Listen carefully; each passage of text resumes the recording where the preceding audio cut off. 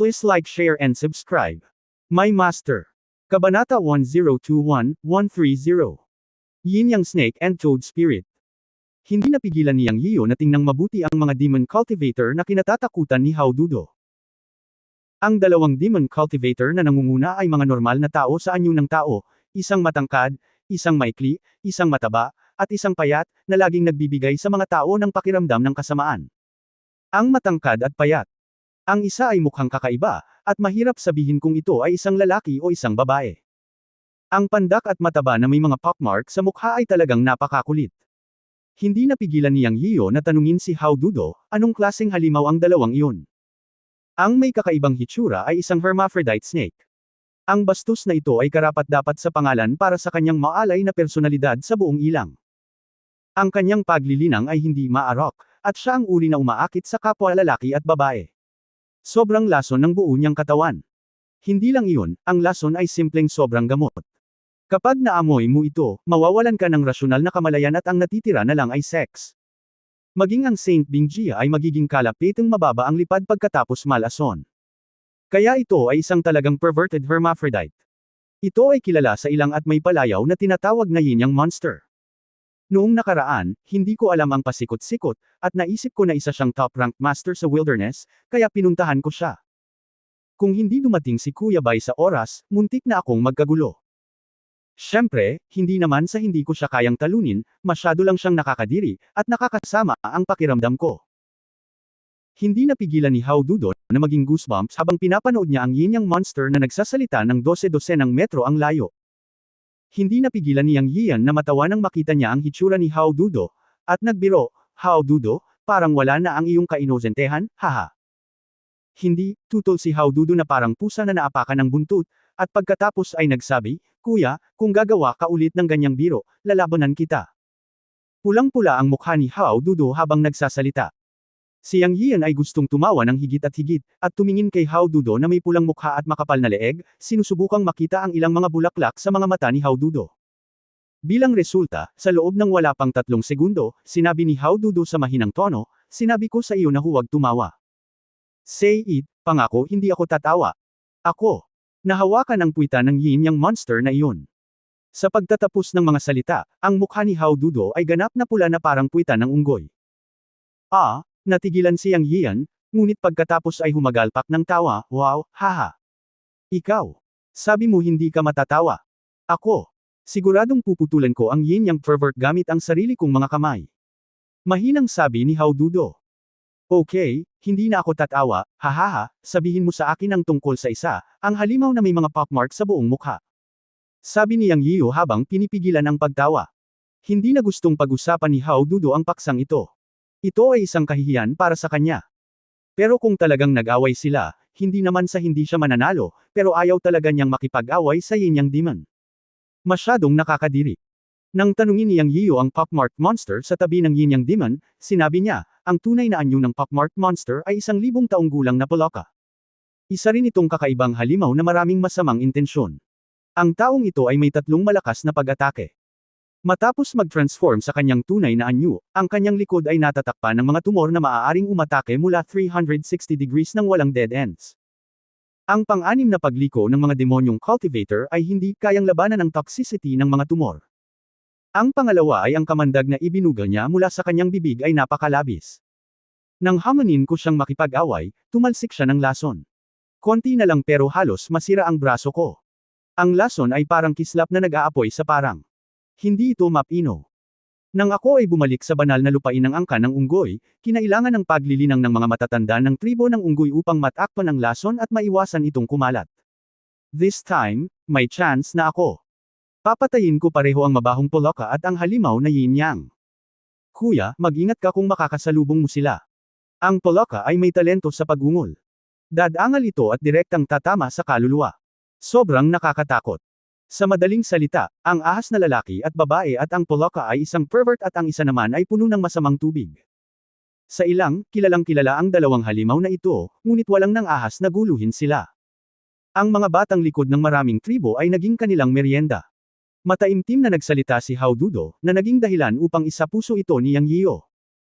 Hayaan mo akong makita ang kamandag na iyong tinatakan. Tumigil din sa pagtawa si Yang Yiyo at seryosong tinanong si Hao Dudo kung saan siya nasugatan ng kamandag ng Toad Monster. Itinaas ni Hao Dudo ang kanyang kaliwang braso at hinaypan ang gininto ang buhok. Nakita ni Yang Yiyo ang isang bag na kasing laki ng kamao ng isang sanggol. Ang mga kamandag na ito ay hindi maaaring pinuhin.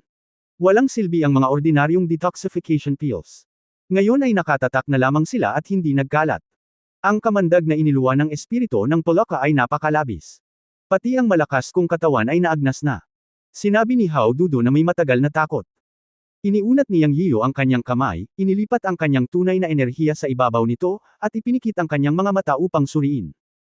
Maya-maya, bumilis ang tibok ng kanyang puso at iminulat niya ang kanyang mga mata. Natural na alam ni Hao Dudo na ang kanyang nakatatandang kapatid ay bihasa sa medisina, kaya tinanong niya, "Kuya, paano ko ito matatanggal?" Kahit na ang kanyang kamandag ay tinataka ng matanda sa unggoy na gumugol ng libu-libong taon sa paglilinang, siya ay naapektuhan pa rin. Parang karayom ang buo niyang braso, pero hindi niya sinabi. Kung ito ay maaaring detoxified, ito ay magiging mahusay. Siyempre pwede namang ma-detox. Pagkatapos nating makalabas sa Tautay Secret Realm, bibigyan kita ng detoxification pill. Sabi ni Yang Yiyo na may ngiti sa labi. Sa isang kisap mata, pinaikit niya ang kanyang mga mata at tumingin sa mga espiritu ng Poloka na 12-12 milya ang layo. Ang kanyang mga mata ay puno ng pagpatay na layunin. Ngayon lang, tiningnan niya ang lason na nakatatak sa braso ni Hao Dudo. Nalaman ni Yang Yiyo na ang ganitong uri ng lason ay likas na lason. Ito ay hindi lamang kinaagnasan ng katawan, kundi pati na rin ang kaluluwa sa katagalan. Bukod dito, ang ganitong uri ng likas na lason, kahit na gumamit ka ng higit na espiritual na gamot upang pinuhin ang mga detoxification na table tasks, ay walang silbi. Kung gusto mong mag-detoxify, dapat mong gamitin ang likas na ugat ng lason bilang pangunahing gamot. Sa madaling salita, kung gusto mong alisin ang lason na nakatatak sa braso ni Hao Dudo, dapat mong patayin ang espiritu ng Poloka at kunin ang likas na lason na ugat ng espiritu ng Poloka upang pinuhin ang detoxification pill. Bagamat nakatatak ang kamandag sa braso ni Hao Dudo, tila walang mali, ngunit ito ay pansamantalang napigilan. Sa hinaharap, hindi nito magagawang sugpuin ang ganitong uri ng likas na kamandag sa mahabang panahon. Kapag ito ay pumutok, ito ay kakalat sa buong katawan at lason pa ang kaluluwa, na maaaring nakamamatay. Matapos isipin ito, si Yang Yiyo ay lihim na sumumpa sa kanyang puso na papatayin niya ang espiritu ng Poloka. Kung hindi niya papatayin ang espiritu ng Poloka para kunin ang likas na makamandag na ugat, at gumawa ng elixir para kay Hao Dudo para maalis ang lason, ang tumor na nakatatak sa kanyang braso ay isang time bomb na may malaking kapangyarihan, na maaaring sumabog anumang oras at pumatay kay Hao Dudo. Sa wakas ay nakilala ni Yang Yiyo si Hao Dudo, paano niya hahayaan si Hao Dudo na magdusa nito? Bukod dito, kung sino man ang maglakas loob na magplano laban kay Hao Dudo, siya, bilang panganay na kapatid, ay hinding-hindi siya papakawalan ng madali. Si Hao Dudo ay pabaya, kaya natural na hindi niya napansin ang pagpatay na layunin sa mga mata ni Yang Yiyo. Hindi ito sasabihin ni Yang Yiyan sa kanya, sa halip ay itinuon niya ang kanyang mga mata sa Toad Spirit. "Kuya, nandito ang kapatid ko." Nang tumangala si Yang Yiyan sa Toad Spirit, ang boses ng maliit na pagong ay tumunog na may kagalakan at kaligayahan. Lumingon si Yang Yiyan at nakita ang maliit na pagong na masayang hawak ang kamay ng babaeng nakaputi. Upang maging mas tumpak, kapatid niya ang dumating. Ang saint ng Dragon Turtle Clan sa East Sea of the Sea Territory binati ni Long Jiaonan ang fellow Daoist Yang. "Salamat sa pagligtas sa buhay ni Kuya Long. Tatandaan ng aming Dragon Turtle Clan ang iyong kabaitan." Habang nagsasalita ang babaeng nagsasabing si Long Jiaonan, yumuko si Yang Yiyan at buong pusong nagpasalamat sa kanya. "Kasamang Daoist Long, masyado kang magalang. Medyo compatible kami ng kapatid mo. Ang pagligtas sa kanya ay kaginhawaan lamang. Mangyaring huwag masyadong magalang." Hindi nahiya si Yang nang kausapin niya ang hindi makamundo na si Long Jiaonan. Natural na hindi niya sasabihin na iniligtas niya ang iyong kapatid para sa pagnanakaw. Nako, ito ay upang humiram ng ilang mga kayamanan mula sa angkan ng dagat. Ahem. Siyempre, ito ang orihinal na ideya, upang DA ng mga kayamanan mula sa maliit na pagong at upang pagnakawan ang mas mayayamang halimaw sa dagat. Gayunpaman, hindi niya naisip ito sa huli. Ang Jiaolong Prince, ang Great White Shark, at ang Octopus Princess ay kalkulado at pino ni Guan Tianao. Ang mga kayamanan mula sa kanila ay maaaring pinino, ngunit hindi ito natagpuan ni Yang Yiyo. Ito ay hindi. Hanggang sa tumayo ang maliit na pagong upang tulungan siyang ipagtanggol ang kanyang sarili na ganap na itinuring niyang ang maliit na pagong bilang isang kaibigan, kaya nagsalita siya na may matuwid na tingin sa kanyang mukha ngayon. Hindi nakangiti si Long Jiaonan, ngunit seryoso pa rin siyang nagpasalamat sa kanya, kahit ano paman, iniligtas ng fellow Dawistyang ang aking kapatid. Tatandaan ng aking Dragon Turtle Clan ang kabaitang ito. Salamat. Bahala ka. Nagkatinginan din silang dalawa sa magalang na palitan. Sa mga mata ni Yang Yian, si Long Jiaonan ay hindi lamang kasing ganda ng isang diwata, ngunit ang higit na ikinagulat ni Yang Yian ay ang kanyang makapangyarihang paglilinang. Bagamat hindi siya naglakas loob na tingnan ito, mula sa paghinga, naramdaman niya na si Long Jiaonan ay tiyak na nasa gitnang yugto ng spiritual realm. Sa katunayan, siya ang unang halimaw sa dagat na may mataas na antas ng paglilinang na nakita ni Yang Yian sa ngayon. Maging ang 7 o 8 halimaw sa dagat na sumusunod kay Long Jiaonan ay nasa ika-6 na antas, na naging dahilan upang makilala muli niyang ang lahi ng halimaw sa dagat at ang kapangyarihan ng Dragon Turtle Clan. Ang ika-6 na antas na halimaw ay maihahambing sa pagkakaroon ng spiritual realm. Nakatingin din si Long Jiaonan kay Yang Yiu.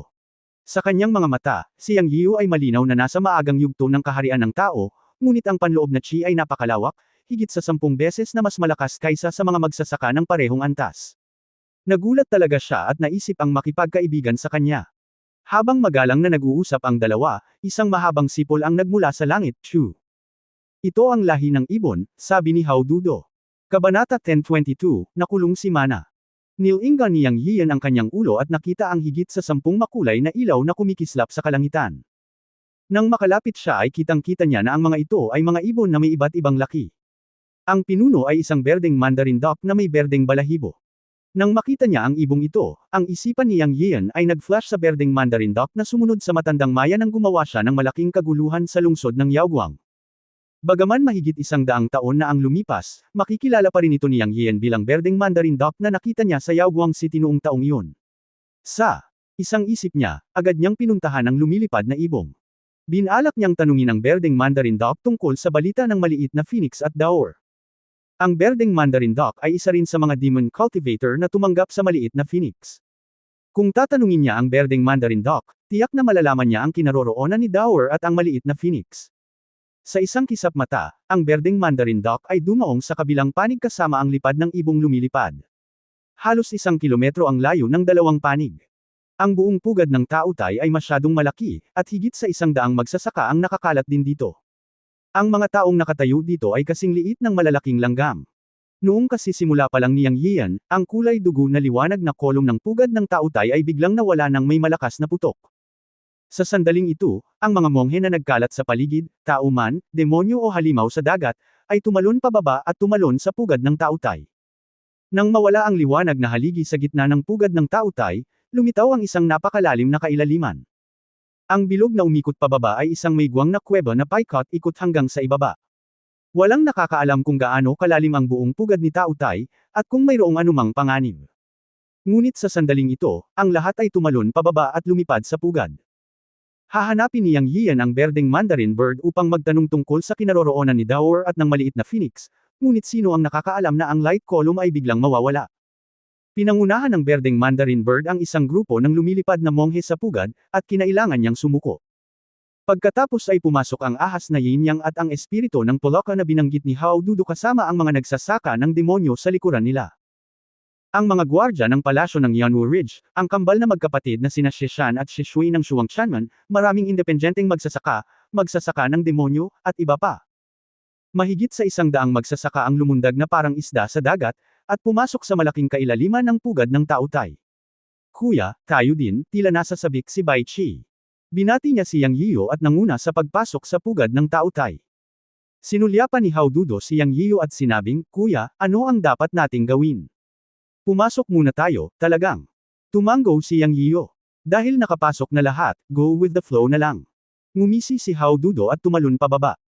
Sa oras na ito, tanging si Long Jiaonan at ang kanyang grupo ng mga halimaw sa dagat ang hindi umalis, at si Yang Yiu ay napapaligiran ng hindi nakikitang Wumakyo, Ye Waxin at Sister Mei.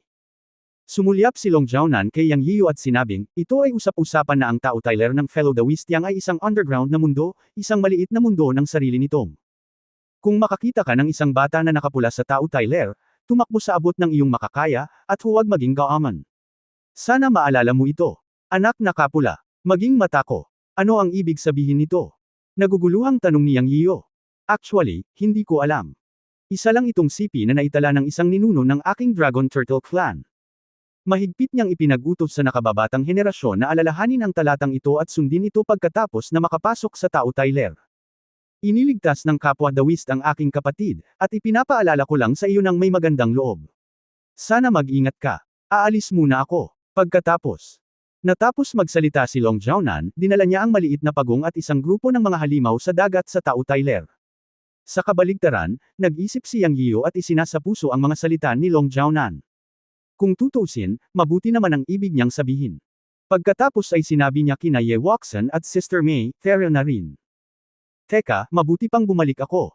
Hindi ako interesado sa'yo. Kung may sasabihin ka, tawagan mo ako. Biglang sabi ni Ate Mei.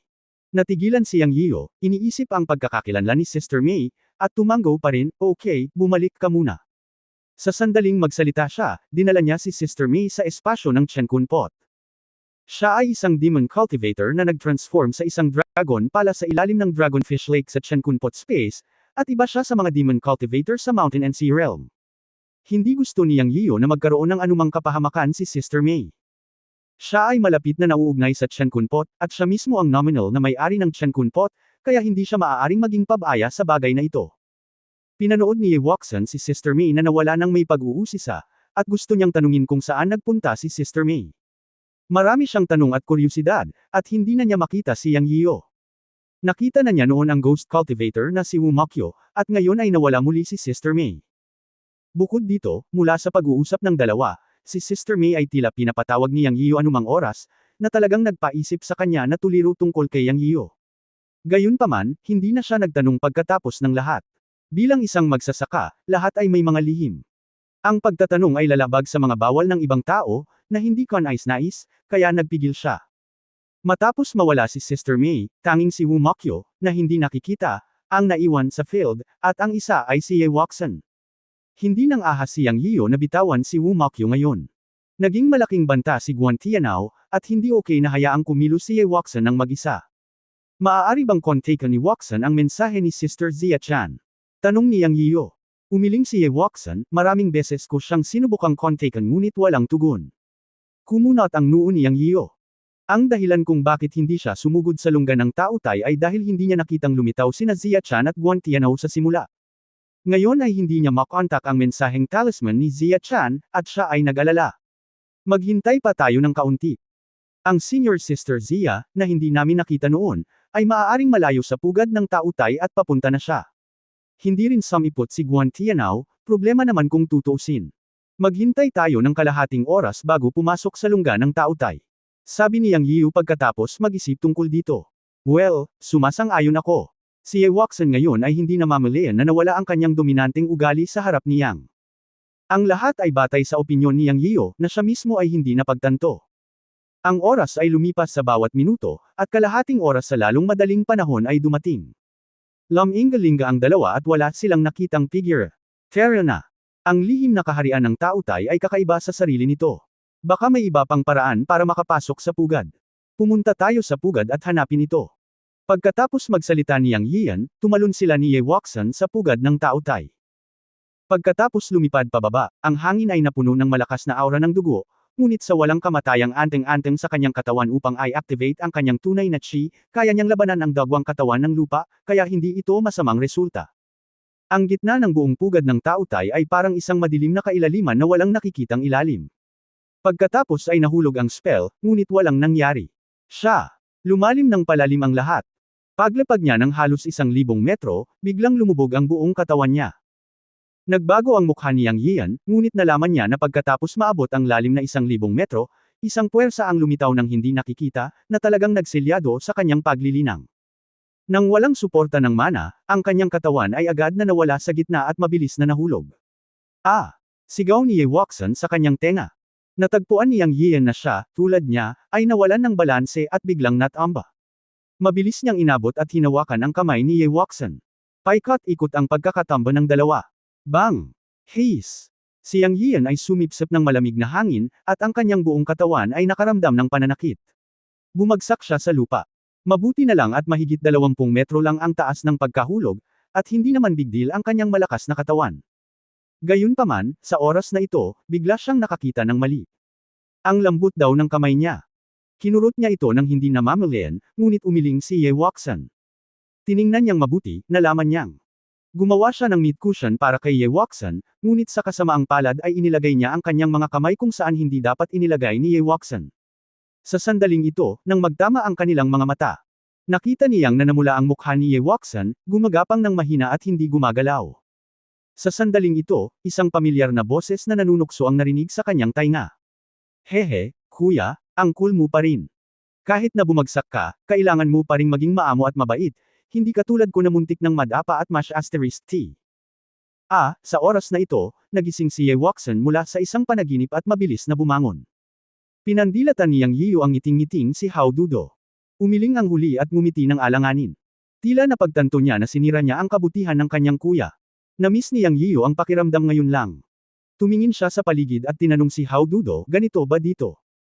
Nalaman niya ngayon na duguan ang lugar kung saan siya nahulog. Ito ay talagang isang mundo sa ilalim ng lupa gaya ng sinabi ni Long Jiaonan. Ang hangin ay napuno ng ambon ng dugo at hindi mataas ang visibility. Basa ang lupa. May mga madugong bato na 30 metro sa itaas ng ulo. Ang buong espasyo ay isang malaki at walang hangganang mundo sa ilalim ng lupa. Ang espiritual na kamalayan ay hindi magagamit, at ngayon ang tunay na enerhiya ay hindi magagamit. Siya, ganap na naging ordinaryong tao. Tila ang kanyang paglilinang ay tinataka ng isang uri ng kapangyarihan. Dinala ni Hao Dudo ang kanyang mahabang itim na patpat sa kanyang balikat at sinabing, kapatid, lahat ng tao ay ganito, kaya huwag mag-alala, lahat tayo ay nakatayo sa parehong panimulang linya ngayon. Narinig ko kay Kuya Bai na parang may batas ng isang tao na naghihigpit sa kapangyarihan dito. O siya nga pala, nakiusap siya sa akin, gagawa ako ng hakbang ngayon at pupunta sa silangan, magkita tayo. Tumango siyang Yiyo at sinabing, masyadong kakaiba dito, mag-ingat ang lahat, kung gayon, pumunta tayo sa silangan. Kabanata 1023 lahat ay may trump card sa kamay. Sa katunayan, ang sinumang darating sa ilalim ng mundong ito ng ambon ng dugo at nana ay mangangapa sa dilim. Sa opinyon ni Yang Yian, ang pagpili ng isang tiyak na direksyon ay swerte lamang. Para sa karamihan ng mga tao na pumupunta sa Taotai Secret Realm, ang swerteng ito ay ang fragment ng Heaven Slash. Gamit ang Heaven Slash, madali silang makakadaan sa Heaven Slash ng ligtas at makapunta sa isa pang mas malawak na mundo para ituloy ang mas mataas na larangan ng cultivation. Maging ang lahi ng tao o ang lahi ng demonyo ang maaaring pumunta dito, ang kanilang lakas ay umabot na sa antas ng unang yugto ng Spirit Severing Realm. Sino ang hindi nais na ituloy ang isang mas mataas na larangan ng lakas? Sa makatuwid, ang fragment ng Heaven Slash ay napakahalaga sa lahat. Ang pagkakaiba ay mas maraming lobo at mas kaunting karne. Para kay Yang Yian, gusto rin niya ang fragment ng Heaven Slash, ngunit hindi siya kasing lakas ng mga taong ito. Sa pagkakataong ito ay pinasok niya ng buo ang Taotai Secret Realm para protektahan si Ye Wuxian. Nang malaman niya ang tungkol sa Taotai Secret Realm, hindi niya inisip ang fragment ng Heaven Slash. Pinakamabuting makuha ito, ngunit hindi mahalaga kung hindi mo ito makuha. Hayaan mo na. Susunod, handa nang simulan niyang ang pagpatay.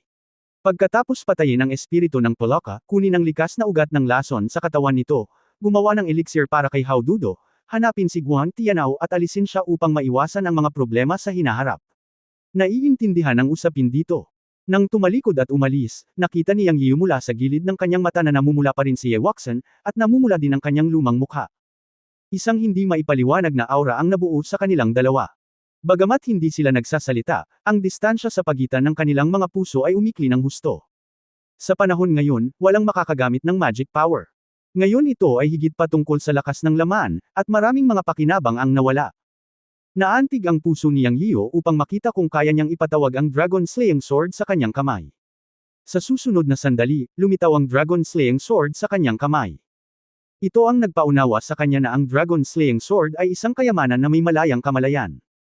Kapag summonang, ito ay isang espiritual na komunikasyon, at walang magic power ang ginamit, kaya hindi ito pinaghigpitan. Mag-isip tungkol sa pakikipag-ugnayan sa Chen Kun Pot at madama ang pagkakaroon. Dahil dito, mas naging komportable si Yang Yiu. Gayunpaman, hindi tumugon ang storage ring at pinaghigpitan. Ipinaalam nito kay Yang Yiu na ang storage ring ay pinaghihigpitan, at ang Chen Kun Pot ay hindi pinaghigpitan dahil sa mataas na antas nito. Ipinaliwanag din ang misteryo ng Chen Kun Pot. Ang kakayahang makipag-usap sa Chen Kun Pot ay isang malaking trump card. Kapag nasa panganib, makakaasa siya sa kapangyarihan ni Sister Mei sa Chen Kun Pot. Sa oras na ito, sinabi ni Ye Waxan, kailangan mo pa ring mag-ingat sa mga taong may mga immortal. Kahit na ang magic power ay limitado dito, ang kapangyarihan ng immortal na kayamanan ay hindi apektado. Pinag-uusapan mo ba ito? Inalis ni Yang Yiyo ang walang kamatayang anteng-anteng sa kanyang katawan at ipinakita ito kay Ye Waxan. Ito ang walang kamatayang anteng-anteng na nakuha niya mula kay Luman. Oo, ito ang walang kamatayang kayamanan. Ano ito? Naguguluhan si Ye Waxan. Hindi niya alam kung saan ito nakuha ni Yang Yiyo. Ang walang kamatayang kayamanan ay magagamit lamang sa 6 na transcendent na puwersa. Nakuha ko ito pagkatapos patayin si Luman. Ngumiti si Yang Yiyo at sinabi. Tumanggo si Ye Waxan upang ipakita na naiintindihan niya, ngunit sinabi, kaya ang immortal na kayamanan ni Luman ay isang immortal na anteng-anteng, ngunit mukhang hindi ito magagamit ng maraming beses. Iba ang walang kamatayang kayamanan ninyong 6. Tanong ni Yang Yiyo. Talagang magkaiba sila. Hindi ko alam kung ano ang iba. Ang akin ay isang bird na karayom, na pumapatay ng mga tao nang hindi nakikita. Dati, nasa Liantian Formation ako at palihim na umatake kay Guan Tianao, pero hindi ko inaasahan na hahanapin niya ito at haharingan, kaya hindi na lang ako nakalusot. Ang mahika ng walang kamatayang kayamanan ay maaari itong madala ng mga pag-iisip at hindi pinaghihigpitan ng mga batas ng lugar na ito. Bakit hindi mo subukang itaboy ang walang kamatayang anteng-anteng gamit ang iyong mga iniisip? Sabi ni Ye Waxan kay Yang Yiyo. Natigilan si Yang Yiyan nang marinig niya ito, at nagmamadaling ginamit ang kanyang isip upang tingnan ang walang kamatayang anteng-anteng. Sa sumunod na sandali, lumiwanag ang 3 linya sa walang kamatayang anteng-anteng. Ngayon ay naunawaan na niya kung bakit nakabuo lamang siya ng walang kamatayang pagtatanggol ng kapangyarihan noong ginamit niya ang totoong chi para i-activate ang immortal na anteng-anteng noon, ngunit ang 3 linya ay hindi gumagalaw. Pagkatapos ng paalala ni Ye Waxan, napagtanto niya na ito ay itinutulak ng isip. Ito ang impormasyon na hindi niya natanggap matapos pinuhi ng walang kamatayang anteng-anteng. Alam niya lang na ito ay hinimok ng totoong chi, hindi ng isip. Ang tunay na gamit pala ay hatid ng isip. Sa kasong ito, kailangan mo talagang mag-ingat. Bagamat ang mana ay pinaghihigpitan dito, ang mga taong may walang kamatayang kayamanan ay maaaring gamitin ang kanilang isip upang himukin ang walang kamatayang mga kayamanan sa pag-atake. Ayon kay Ye Waxan, ang mga walang kamatayang kayamanan na pag-aari ng 6 na transcendent na puwersa ay iba. Halimbawa, ang kanya ay isang bird na karayom, habang ang kay Luman ay isang anteng-anteng.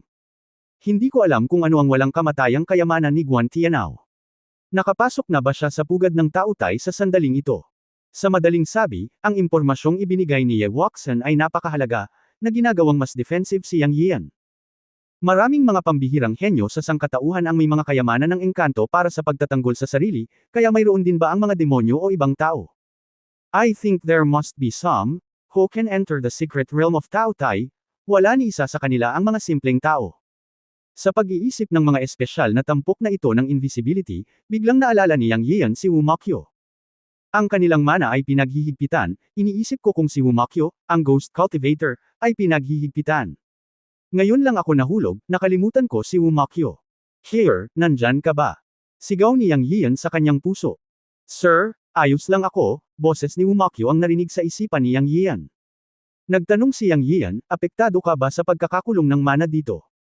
Ako ay isang tunay na espiritong katawan ng isang Ghost Cultivator, tila hindi ako apektado, at ang aking mana ay magagamit pa rin. Tunog ang mga salita ni Wu Mokyo. Natuwa si Yang Yiyan nang marinig niya ito, ngunit isipin mo, si Kier ay isang Ghost Cultivator, ang totoong chi na kanyang sinisipsip ay hindi itinuturing na espiritual na enerhiya ng langit at lupa, hindi nakakagulat na hindi siya nakakulong, sa mundo ng mga magsasaka, anumang kakaiba ay posible. Si Wu Mokyo ay hindi pinaghihigpitan, na nagbigay kay Yang Yiyo ng dagdag na trump card, na ginawa siyang mas ligtas sa pugad ng tautay.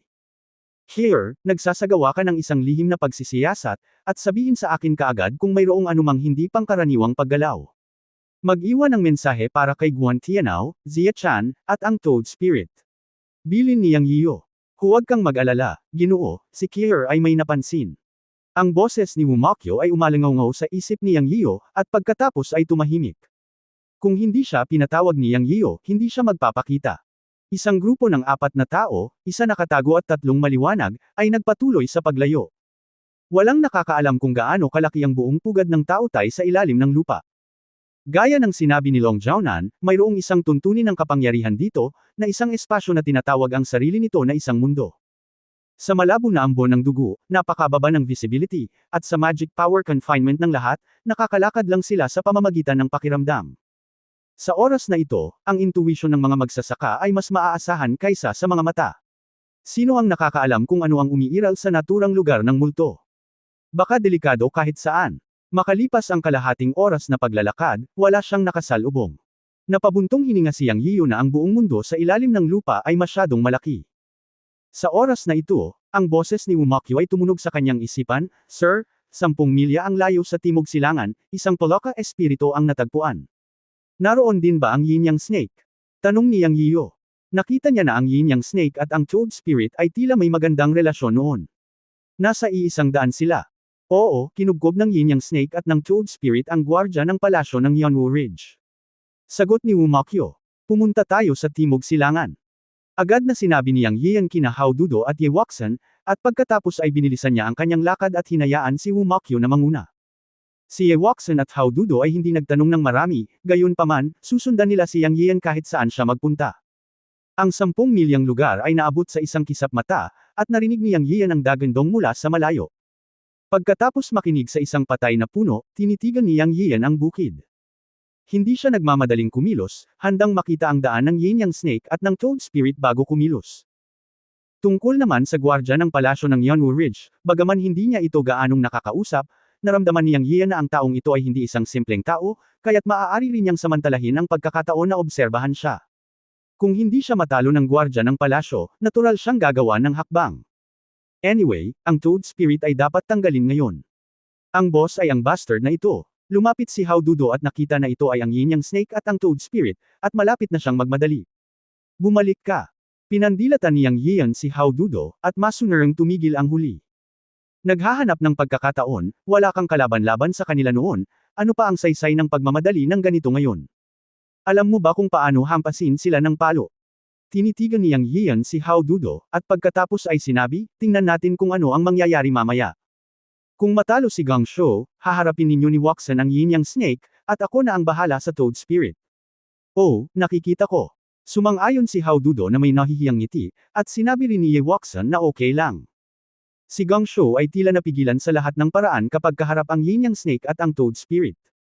Ang pagiging makulong ng magic power dito ay magiging disadvantage para sa sinuman. Sa kabutihang palad, hawak ni Gang Shou ang isang dahon ng damo tulad ng isang orchid sa kanyang kamay, na kumikislap na may berde at mahinang liwanag, at may napakalaking hininga, na maaaring palaging pilitin ng Yin Yang Snake at ang Toad Spirit pabalik. Ang taong nagkatawang tao sa Yin Yang Snake ay maganda at gwapo, na nagpapakita ng mga katangian ng hermaphrodite. Siya ay higit sa 1.8 metro ang taas, at ang kanyang kaakit-akit na katawan ay kumikislap. Palagi niyang iniiwasan ang pag-atake ni Gang Shou, at hindi niya nakalimutang kulitin, Kuya, sumama ka sa kapatid mo. Basta magaling ka ipapangako ng ate mo na mamahalin ka ng malumanay, kikikiki. Nagsalita si Yin Yang Snake sa magkahalong lalaki at babae, na may kakaibang boses na hindi lalaki o babae. Kabanata 1024 na naghihintay ng pagkakataon na patayin ang espiritu ng Poloka. Walang sinabi si Shou, ngunit nakita ni Yang Yian na ang panunukso ng isang Yin Yang na halimaw ay nagpagalit kay Gang Shou, ang kanyang mukha ay namumula. Sa sandaling ito, ang pangit na binata na nagkatawang tao ng Toad Spirit ay umungal ng, wow, na naging sanhi ng panginginig ni Gang Shou. Sinamantala ng Yin Yang Snake na nasa tabi niya ang pagkakataon at biglang sinampal si Gang Shou. Bang! Lumipad pa atras si Gang Shou. Kuya, gagawa ba tayo ng aksyon? Tanong ni Hao Dudo. Sandali. Walang sinabi si Yang Yian, tanging nakita ko si Gang Shou, na nakahandusay sa lupa, galit na umuungal, ang buong katawan ay kumikinang sa berdeng liwanag, at ang mga dahon ng orchid na nasa kanyang kamay ay biglang tumubo at nagugat sa lupa, agad na naging isang malaking orchid, lumaki ang mga dahon at bulaklak, at isang orchid ang namumulaklak. Ito ay isang fairy treasure, ito pala ay ang fairy treasure ni Gang Shou ay isang orchid. Sabi ni Ye Wuxian. Nakita rin ni Yang Yian na ang orchid sa kamay ni Gang Shou ay talagang pambihira. Napilitan siyang magmadali at nagsimulang gamitin ang kayamanan ng engkanto. Ang emerald green orchid ay orihinal na isang dahon, ngunit pagkatapos na may pasok sa lupa, ito ay nagbago sa isang malaking orchid na higit sa 3 metro ang taas na may malalagang dahon at damo, at ito ay namumulaklak din. Sa emerald green halo, sa sandaling mamukadkad ang bulaklak, tumalon si Gang Shou at direktang tumalon papunta sa malaking orchid, tulad ng isang malaking Buddha na nakaupo sa isang lotus platform. Sagrado agad. Ang mga dahon ng orchid ay namamaga ng madilim na hangin, at hinampas ang yin yang snake at ang toad spirit na parang lumalangoy na dragon. Bang-bang! Ang dalawang mala-dragon na dahon ng orchid ay hinampas ang toad spirit at ang yin yang snake na parang kidlat, nang may mabilis na bilis at napakalakas, at ang dalawang demonyo ay nabugbog ng hindi inaasahan. Gayunpaman, tila nawalan din si Gang Shou, at may dugo sa sulok ng kanyang bibig. Tila ang pag-activate ng Fairy Treasure Orchid Grass ay dahil na rin sa pagkabalisa ng dalawang demonyo, kung hindi man ay trump card ang Fairy Treasure at hindi ito madaling ipakita ni Gang Shou. Kuya, dapat ba tayong kumilos? Nakita ni Hao Dudo ang Yin Yang Snake at ang Toad Spirit na hinahampas, at hindi napigil ang magtanong. Sandali lang, hindi mo ba nakikita na galit din ang dalawang duwende? Hindi ito ang pinakamagandang oras para salakayin sila ngayon. Sabi ni Yang Yian habang pinapanood ang eksena. Sa sandaling ito, ang Yin Yang Snake at ang Toad Spirit ay nagbago. Matapos matangay ng mga dahon ng orchidyas ng gwardya ng palasyo, ang katawan ng Yin Yang Snake ay natatakpan ng mga itim na butik, at ang Toad Spirit ay ganoon din. Pagkatapos, sa dalawang mahabang alulong, ang Yin Yang Snake at ang Toad Spirit ay nagbago sa kanilang tunay na anyo. Haze! Wow! Ang isang ahas na may dalawang ulo ay lumitaw sa sigaw, ang katawan nito ay natatakpan ng mga kaliskis na kasing itim ng tinta, tanging ang mga mata nito ay pula ng dugo, lubhang madilim, kasing kapal ng balde, na may katawan na 15 o 16 na metro ang haba, umiikot, at ang dalawang ulo ng ahas nito ay marahas na nakatitig sa bantay ng palasyo. Sa kabilang banda, lumitaw ang isang polaka na kasing laki ng gilingang bato, na may mga bukol na itim na kasing laki ng kamao sa buong likod, kulay abo ang kulay ng balat, at ang tiyan ay tumataas baba sa bawat paghinga. Nag-transform ang dalawang duwende sa kanilang tunay na anyo at tinitigan ang gwardya ng palasyo na nakaupo sa malaking orchid. Bagamat nakakulong ang magic power dito, hindi ito nakaapekto sa pagbabago ng Demon Cultivator sa kanyang tunay na anyo. Sa opinyon ni Yang Yian, kahit na nakakulong ang dalawang goblin sa kanilang magic power, ang kanilang mga pag-atake pagkatapos na mag-transform sa kanilang orihinal na katawan ay nakakatakot. Hindi lamang alam kung ang mga gwardya ng palasyo na may mga kayamanan ng engkanto ay makatiis sa pag-atake ng dalawang duwende. Sa isang kisap mata, ang ahas ng Yin Yang ay naglabas ng dila at sumirit, pagkatapos ay lumangoy pasulong at nagluwa ng makapal na itim na gas sa gwardya ng palasyo. Alam ni Yang Yian na ito ay poison gas, at ito ay lubhang nakakalason na gas. Dahil nahihilo siya sa malayo, tuwang-tuwa siya at naisip niya, ang ahas na Yin Yang na ito ay talagang pambihira. Hindi nakakagulat na si Hao Dudo ay natalo. Sa susunod na sandali, ibinuka ng Polaka Espiritu ang kanyang bibig at sumigaw, wow! Malalim na kulog, nakakabingi. Hayaang mabigla ang buong espasyo. Tila hindi ito ang unang pagkakataon na ang dalawang duwende ay nagtulungan sa isang labanan at nag-coordinate ng kanilang mga pag-atake, na tinutukan ng gwardya ng palasyo na nakaupo sa orchid. Naaalala ko ang sinabi ni Hao Dudo na ang dagandong ng espiritu ng Polaka ay maaaring makakabigla sa kaluluwa, at sa sandaling ito ay naramdaman ito ni Yang Yian. 12-12 metro ang layo niya sa sigaw ng Toad Spirit, at nanginginig ang kanyang kaluluwa. Hindi ko talaga alam kung ano ang mararamdaman ni Gang Shou, ang taong nahuli sa akto. Pagtingin sa itaas, sa isang kisap mata, ang laso ng Yin Yang Snake ay umabot kay Gang Shou sa kanyang harapan na parang ulap ng kabute, ngunit naharang ng mga dahon ng orchid na naglalabas ng berdeng halo.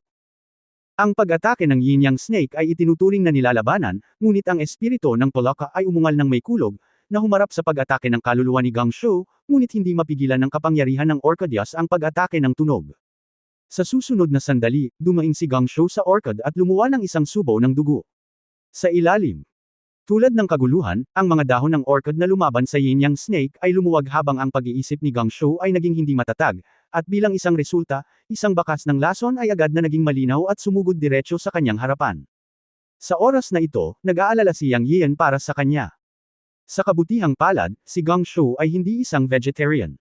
Sa isang iglap, nakakita siya ng isang piraso ng dahon ng orchidyas na may berdeng ilaw at hinampos ito gamit ang isang kaway ng kanyang kamay, na pinaalis ang lason, na pinapawi ang krisis.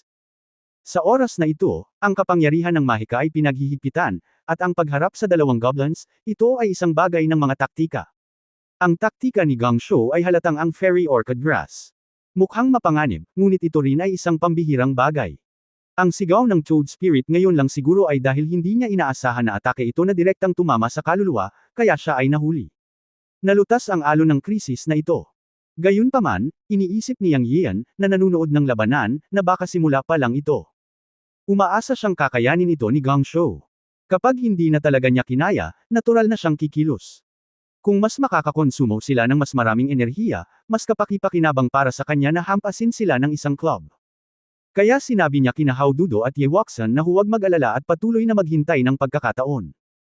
Ang kasalukuyang sitwasyon ay tila mapanganib para kay Gangsho, ngunit sa katunayan, hindi siya nakaranas ng anumang malalaking pag-urong. At saka, para kay Yang, hindi siya pamilyar kay Gangsho, at minsan lang niya ito nakilala. Nang pumasok siya sa meeting hall kung saan naroon ang 6 na tao sa lumilipad na bangka ni Yeoxun, sinalita siya ni Luma ng masama. Maliban kay Yeoxun, hindi siya tinulungan ni Gangsho at ng iba pa, at nagsalita pa sila. Sa oras na iyon, alam ni Yang Yian na sa mga mata ng tinatawag na transcendent forces na ito, maaaring hindi siya kwalipikadong makipag-usap sa kanila. Ang mga disipulong ito mula sa malalaking sekta ay palaging matataas at makapangyarihan. Sa pagsasabi ng totoo, paano sila mamahalin ni Yang Yian? Ang yabang ni Yang ay nasa kanyang mga buto. Ito ang yabang na ibinigay ng kanyang amo na si Yun Changxi, ngunit hindi niya ito pinapakita. At ang yabang ni Gangsho at Guan Tianao sa kanyang mga mata ay nouveau-riche. Kaya wala siyang pakialam kung nasugatan si Gangsho o hindi. Ang gusto niya ngayon ay isang pagkakataon na atakihin ang Toad Spirit. Ang pagkakataong ito ay depende sa laban ni Gangsho at ng Yin Yang Snake, at maaari siyang maging Oriole sa ilang sandali. Ito ay hindi dahil si Yang ay walang awa at black-bellied, ngunit ang pilosopiya ng kaligtasan na natutunan niya sa paraan ng paglilinang. To put it bluntly, mas mabuting mamatay kaysa mamatay. Sa oras na ito, ang isa pang pinuno ng Yin Yang Snake ay nagsalita sa wika ng tao at tumawa ng masama, "Haha, napakahusay mo, kapatid, kailangan mong mag-ingat sa susunod. Maaari mong labanan ang aking makamandag na gas, ngunit maaaring hindi mo kayang labanan ang aking kamandag." Si Yin Yang Snake ay may dalawang ulo, ang isa ay naglalabas ng lason, at ang isa ay tila lason. Sina Yang Yiyo at Haududo ay nagtago sa malayo at nagmamasid. Bamulong si Haududo, "Kapatid, ang lason ng patay na baluktot na Yin Yang Snake ay napakalakas. Hindi dapat mapaglabanan ng tinatawag na Gangsho. Paano kung kumilos tayo mamaya? Bakit parang naiinip ka? Maghintay lang at tingnan." Inilibot ni Yang Yiyo ang kanyang mga mata. Ang pangunahing target niya ay ang Toad Spirit. Sa paghusga mula sa maikling termino, ang Toad Spirit ay hindi isang mabuting tao.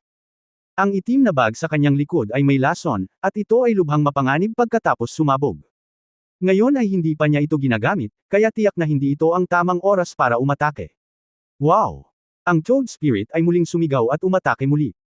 Kasabay nito, ang Yin Yang Snake ay sumirit at nagluwa ng isang kulay dugong likido, na lumipad patungo kay Gangsho na parang matalim na palaso. Ang masamang hayop ay sobra na. Malamig na bamantong hininga si Gangsho, nakatayo sa malaking orchid, at ang berdeng ilaw ay sumabog. Whoosh whoosh whoosh. Mahigit 100 ang dahon ng orchid ang muling sumambulat, at sa pagsabog ng berdeng liwanag, isang matalim na hininga ang kumalat na parang isang hindi masisirang enerhiya ng espada.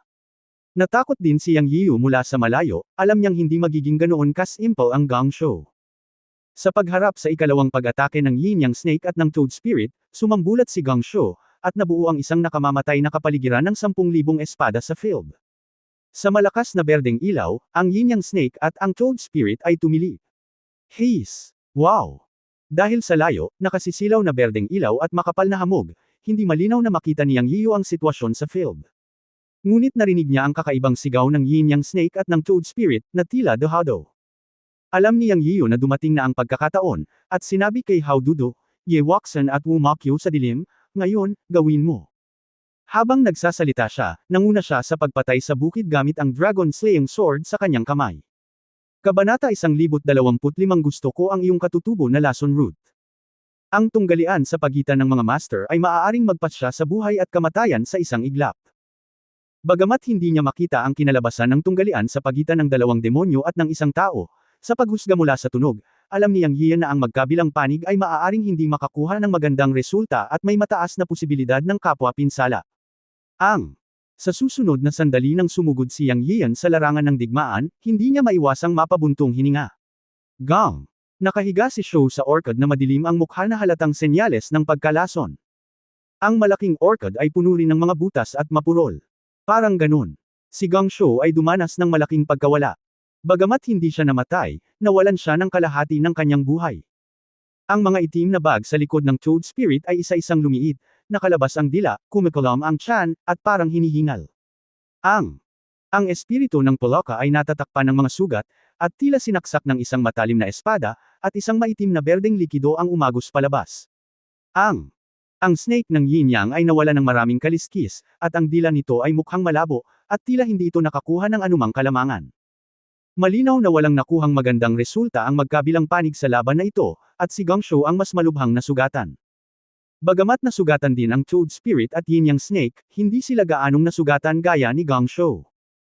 Galit na galit si Gongshou kaya ginamit niya ang lahat ng kanyang lakas para pasiglahin ang pag-atake ng Fairy Orchid Grass, ngunit hindi niya napatay ang dalawang duwende, na sapat na upang ipakita kung gaano sila kalakas. Natuklasan ng Yin-yang Snake at ng Toad Spirit sina Yang Yian at Hao Dudu sa sandaling sumugod sila sa larangan ng digmaan. He's, damn dead monkey, nagmura si Yin-yang Snake at agad na sinigawan ng Toad Spirit, Toad, go. Aalis na sana siya habang nagsasalita. Sa oras na ito, sila ay malubhang nasugatan at hindi matalinong harapin sina Yang Yian at Hao Dudu.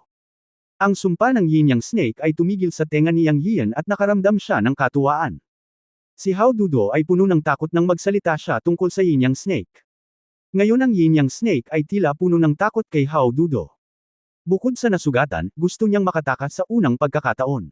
Yin-yang monster, dead pervert, gusto pa rin umalis, no way. Itinaas ni Hao Dudu ang mahabang stick sa kanyang kamay at tinamaan ang Yin-yang Snake habang nagmumura. Ang mahabang stick sa kanyang kamay ay hindi isang ordinaryong bagay.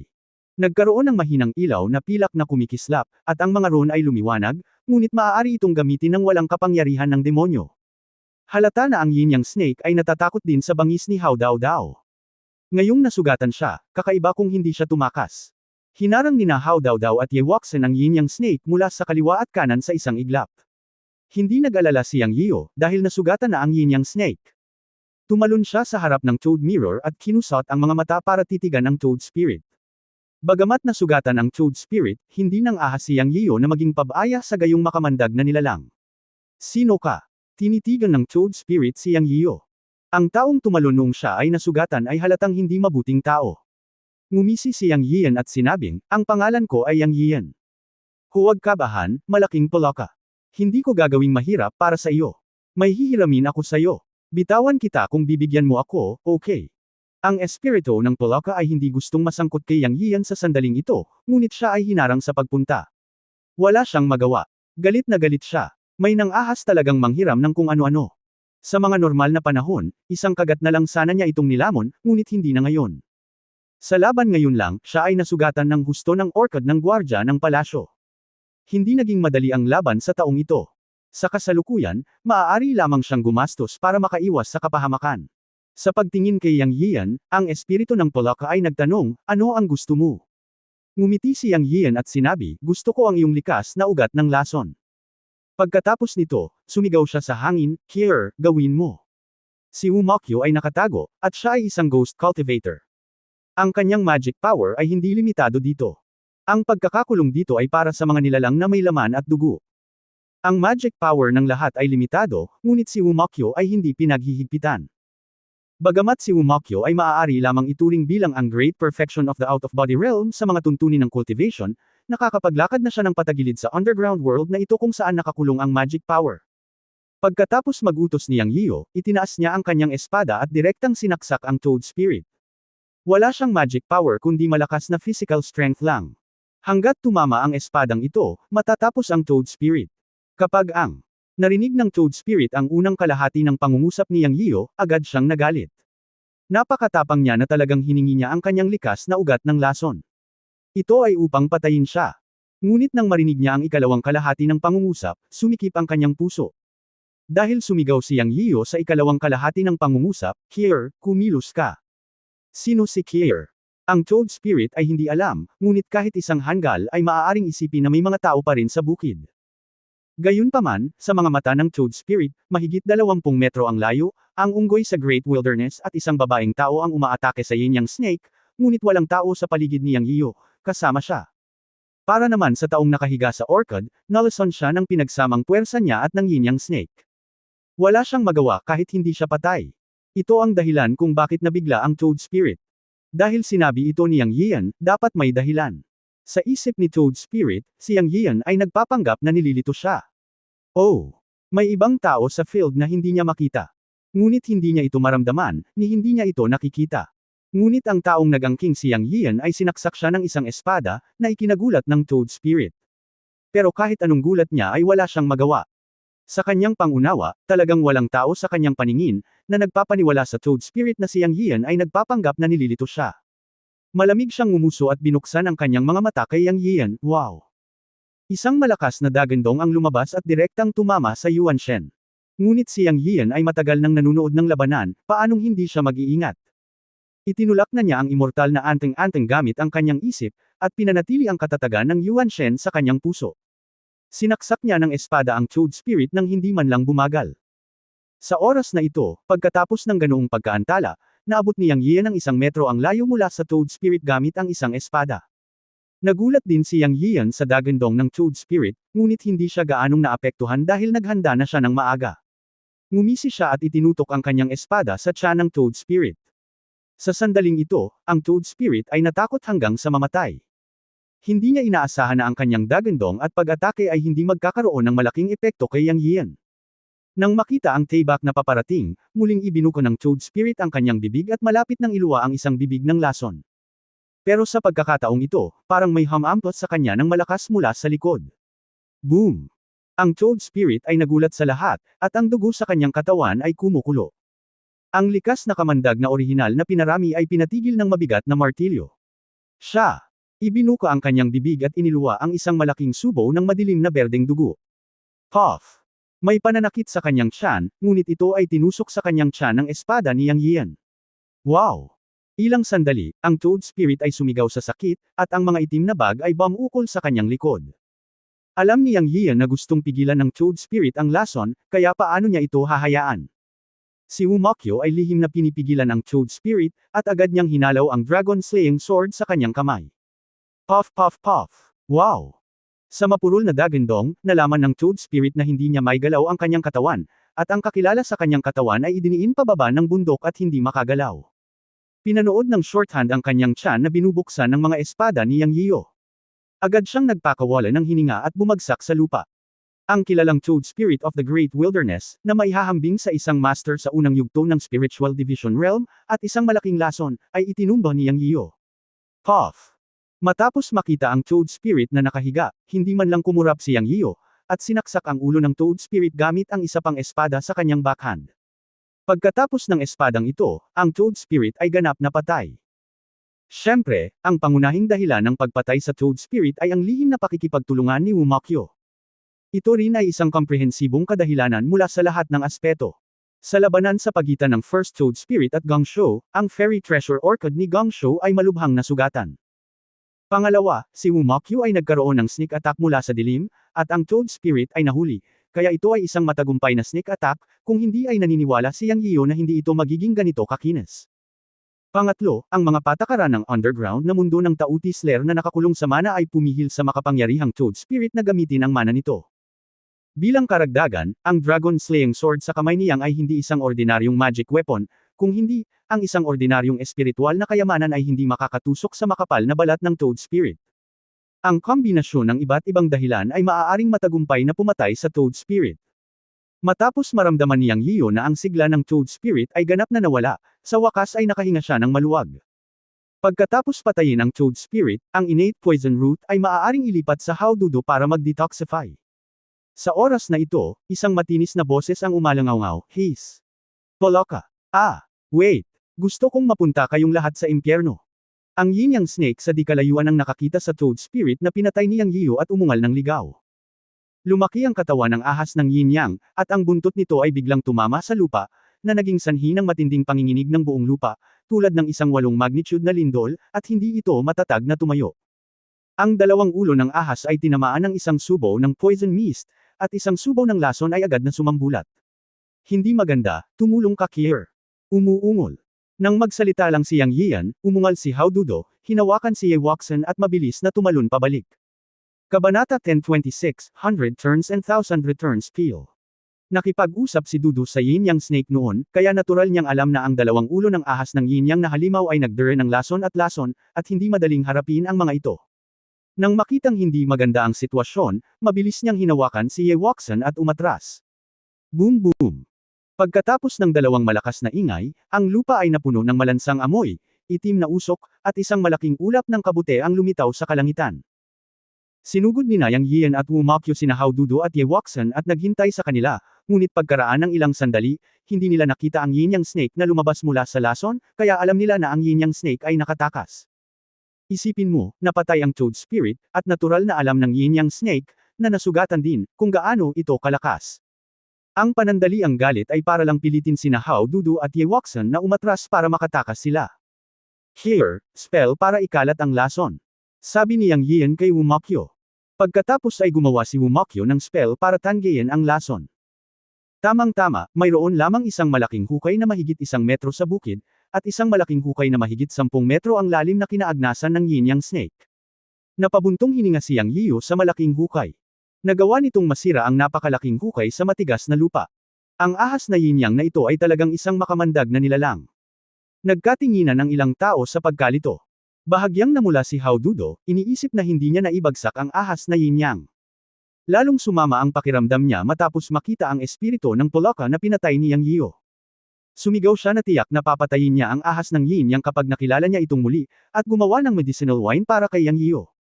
Tumawa si Yang Yiu at pinagalitan, kalimutan mo na, ito ay isang lalaki at babaeng ahas. Ayoko ng ganyang pervert na bagay. Habang nagsasalita, muling lumapit si Yang Yiu sa katawan ng Toad Spirit, hinati ang ulo ng Toad Spirit gamit ang espada, at agad na nakakita ng dark green bead sa ulo. Dumating ang malansang amoy, na ikinahihilaw niya. Inilabas ni Yang Yiu ang isang bote ng porselana mula sa espasyo ng palayok ng Chen Kun at inilagay ito. Hindi napigilan ni Ye Wuxian na magtanong, hindi ito mukhang demon peel.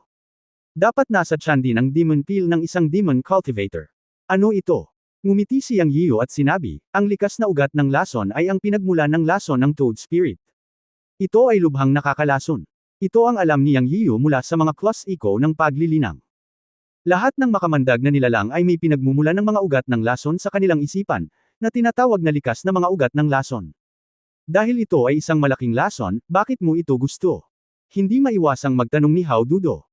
Dati, natatakot si Yang Yiu na mag-alala si Hao Dudo, kaya hindi niya sinabi sa kanya, ngunit ngayong nakuha na niya ang likas na lason na ugat ng espiritu ng Polaka, hindi niya ito itinago sa kanya at sinabing, hindi ba para sa iyo, bata, ang mag-detoxify?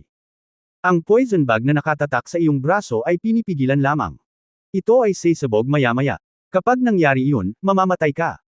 Upang ganap na ma-detoxify, kailangan mo ang likas na lason na ugat ng espiritu ng Polaka. Hahanap ako ng lugar para pinuhin ang detoxification pill mamaya. Yanze, pwede mo bang tingnan si Gang Shou? Siya ay taga Yanwuling. Kami ay lumaban at nagturo sa Cheney Chamber of Commerce. Lahat sila ay lahi ng tao. Iligtas mo siya kung kaya mo. Sabi ni Ye Wuxian. Wala na sigurong pag-asa ang batang iyon. Inatake siya ng 2 uri ng lason, ang Yin Yang Snake at ang Toad Spirit. Kahit ang mga Diyos ay hindi siya mailigtas. Sinabi ni Hao Dudo. Huwag mong sayangin ang iyong oras at ilagay ang Gang Shou mula sa orchid grass. Hiniling ni Yang Yiu si Hao Dudo na pumunta. Hao Dudo. Ngumisi at naglakad papunta sa orchid. Hindi siya inatake ng orchid, o masasabing hindi sasalakayin ng orchid fairy treasure ang mga tao nang walang kontrol ni Gang Shou. Sa katunayan, ito ay tinatawag na orchid, ngunit ito ay talagang isang kayamanan. Tumalon si Hao Dudo at hinawakan ang malaking orchid gamit ang stick sa kanyang kamay. Sa susunod na sandali, nagkaroon ng pagbagsak, at ang buong orchid ay nabasag, at si Gang Shou ay nahulog sa lupa. Napabuntong hininga si Ye Wuxian, naubos na ang kapangyarihan ng orchid fairy treasure. Kawawa naman tong fairy treasure. Alam din ni Yang Yiu na, tulad ng fairy talisman na inagaw niya kay Luman, ang tinatawag na fairy treasures kay Ye Wuxian at sa iba pa ay may panahon ng paggamit, at natural silang masisira kapag naubos na ang kanilang kapangyarihan. Halimbawa, ang engkanto anteng-anteng sa kanyang kamay ay maaari lamang gamitin ng 3 beses bago ito mawala. Kinokontrol ni Gang Shou ang orchid fairy treasure upang labanan ang 2 makamandag na nilalang, ang Yin Yang Snake at ang Toad Spirit. Si Gang Shou ay inatake ng lason ng Yin Yang Snake at ng Toad Spirit. Buti na lang hindi agad napatay si Gang Shou. Normal lang na naubos na ng orchid fairy treasure ang kapangyarihan nito. Kuya, walang pag-asa itong batang ito. Ang kanyang espiritu ay nakakalat. Sinuri ni Hao Dudo si Gang Shou at sinabi, hanap tayo ng mapaglilibingan niya. Kung hindi pa naakit ni Gang Shou ang 2 makamandag na nilalang para ibigay ang kanilang likas na lason, hindi magiging madali para sa atin na patayin ang Toad Spirit at takutin ang Yin Yang Snake.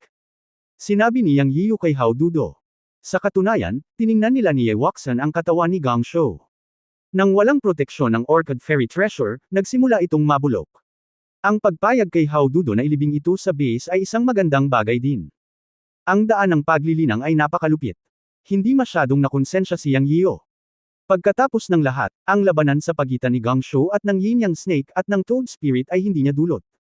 Ang tanging bagay na hindi niya ginawa ay ang hindi tumulong kay Gang Shou. Ang hindi pagtulong kay Gang Shou ay upang lumikha ng isang talo-talo na sitwasyon upang ang kanilang sariling mga tao ay hindi masaktan. Bagamat ito ay makasarili, si Yang Yio ay labis na nagpoprotekta sa kanyang anak sa kanyang puso. Si Gang Shou lang ang masisisi niya sa paghabol. Pagkatapos ng lahat, si Gang Shou ay pinatay ng Yin Yang Snake at ng Toad Spirit. At pinatay din niya ang Toad Spirit na hindi direktang naghihiganti kay Gang Shou. Tungkol naman sa nakatakas na Yin Yang Snake, hindi ito pakakawalan ni Yang Yio kung makaharap niya ito muli.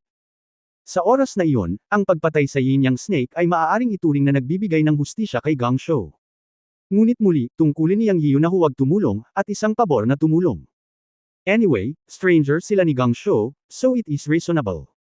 Matapos ilibing ni Hao Dudo si Gang Shou, hiniling ni Yang Yio kay Wu Makyo na maghanap ng liblib na lugar, at nakita niya ito. Ito ay isang malaking mundo sa ilalim ng lupa, at madaling makahanap ng isang maliit na kuweba. Pagkatapos maglakad pasulong ng daan-daang metro, maraming tao ang lumitaw sa harap ng pader ng bato sa bundok na may kuweba. Sinabi ni Yang Yio kina Hao Dudo at Ye Wuxian, protektahan mo ako, papasok ako para gumawa ng elixir, huwag mo akong istorbohin. Huwag kang mag-alala, kuya, kahit isang langaw ay hindi makaabala sa iyo. Alam ni Hao Dudo na pinatay ni Yang Yio ang espiritu ng Polaka upang gawin ang elixir para maalis niya ang lason, at kahit na hindi niya ito sinabi noon, nakaramdam siya ng init sa kanyang puso. Naturally, hindi na kailangang sabihin ang anumang bagay tungkol sa pagprotekta sa elixir sa oras na ito. Para kay Ye Wuxian, nagulat siya sa alchemy ni Yang Yian. Ito ay malinaw na ang mana ay nakakulong dito at ang tunay na chi ay hindi magagamit. Hindi niya maisip kung paano nagawa ni Yang Yian ang alchemy. Siyempre, matalino siyang tao. Kung hindi sinabi ni Yang Yian, hindi siya magtatanong. Sinabi niya na paprotektahan niya ang batas kasama si Hao Dudo. Sa katunayan, si Wu Makyo ay lihim na naroon, at silang tatlo ay sapat na upang protektahan ang batas. Kailangang maging maingat si Yang Yian. Dahil ang mana ay nakakulong dito, maaari lamang siyang pumasok sa Chenkun Pot para gawin ang alchemy.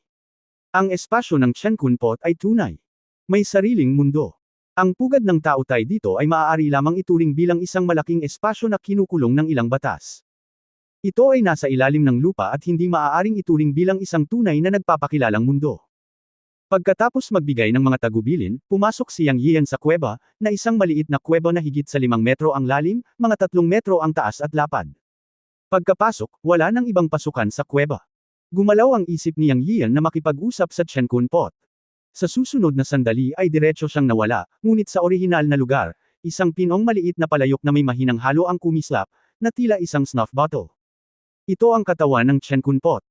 Ang dahilan kung bakit si Yang Yio ay hindi naglakas loob na gamitin ang Chenkun Pot ng madali at hindi siya nang ahas na gamitin ito sa isang kritikal na sandali ng kanyang buhay ay katulad ng sitwasyon sa sandaling ito. Kapag ang kanyang pisikal na katawan ay pumasok sa espasyo ng Chenkun Pot, ang Chenkun Pot na orihinal na nasa kanyang braso ay mahihiwalay at pagkatapos ay malalantad. Kung may tao sa kuweba sa sandaling ito, magiging isang kapahamakan para sa kanya na kunin ang selyo ng Chenkun Pot o pinuhin ito. Matapos makapasok sa Chenkun Pot, direktang iwinagayway ni Yang Yio ang kanyang kamay para ipatawag ang Supreme Pill Furnace, kinuha ang likas na poison root bead ng Toad Spirit, at pumili ng 79 na lason at inayos ang mga ito ng sabay-sabay. Ano? Pipino niya ang recipe ng poison pill na, by Zuan Chen Hui Dan, na iniwan ng matanda. Bago nakatulog si Master Yun Changxi, may natitira pang daan-daang recipe ng tableta, at isa ito sa mga recipe ng lason. Noong nakaraan, walang kultibasyon upang pinuhin, at walang sapat na espiritual na mga gamot, ngunit ngayon ang kanyang paglilinang at nakolektang mga espiritual na gamot ay sapat na. Upang ma-detoxify ang Hao Dao Dao, dapat labanan ang lason gamit ang lason. Maingat na binasa ni Yang Yio ang recipe para sa Bai Zuan Chen Hui Dan, at nalaman na ito ay ginawa mula sa 100 uri ng lubhang nakakalason na elixir. Upang ma-detoxify ang Hao Dao Dao, dapat labanan ang lason gamit ang lason. Kapag kumukuha ng elixir, mayroon din siyang kaukulang paraan ng dredging, na isa ring lihim na paraan na naitala sa recipe. Sa makatuwid, kung ang Bai Zuan Chen Hui Dan ay may lihim na paraan ng dredging, ito ay isang detoxifying elixir, at kung wala itong lihim na paraan ng dredging, ito ay isang lubhang nakakalason na elixir.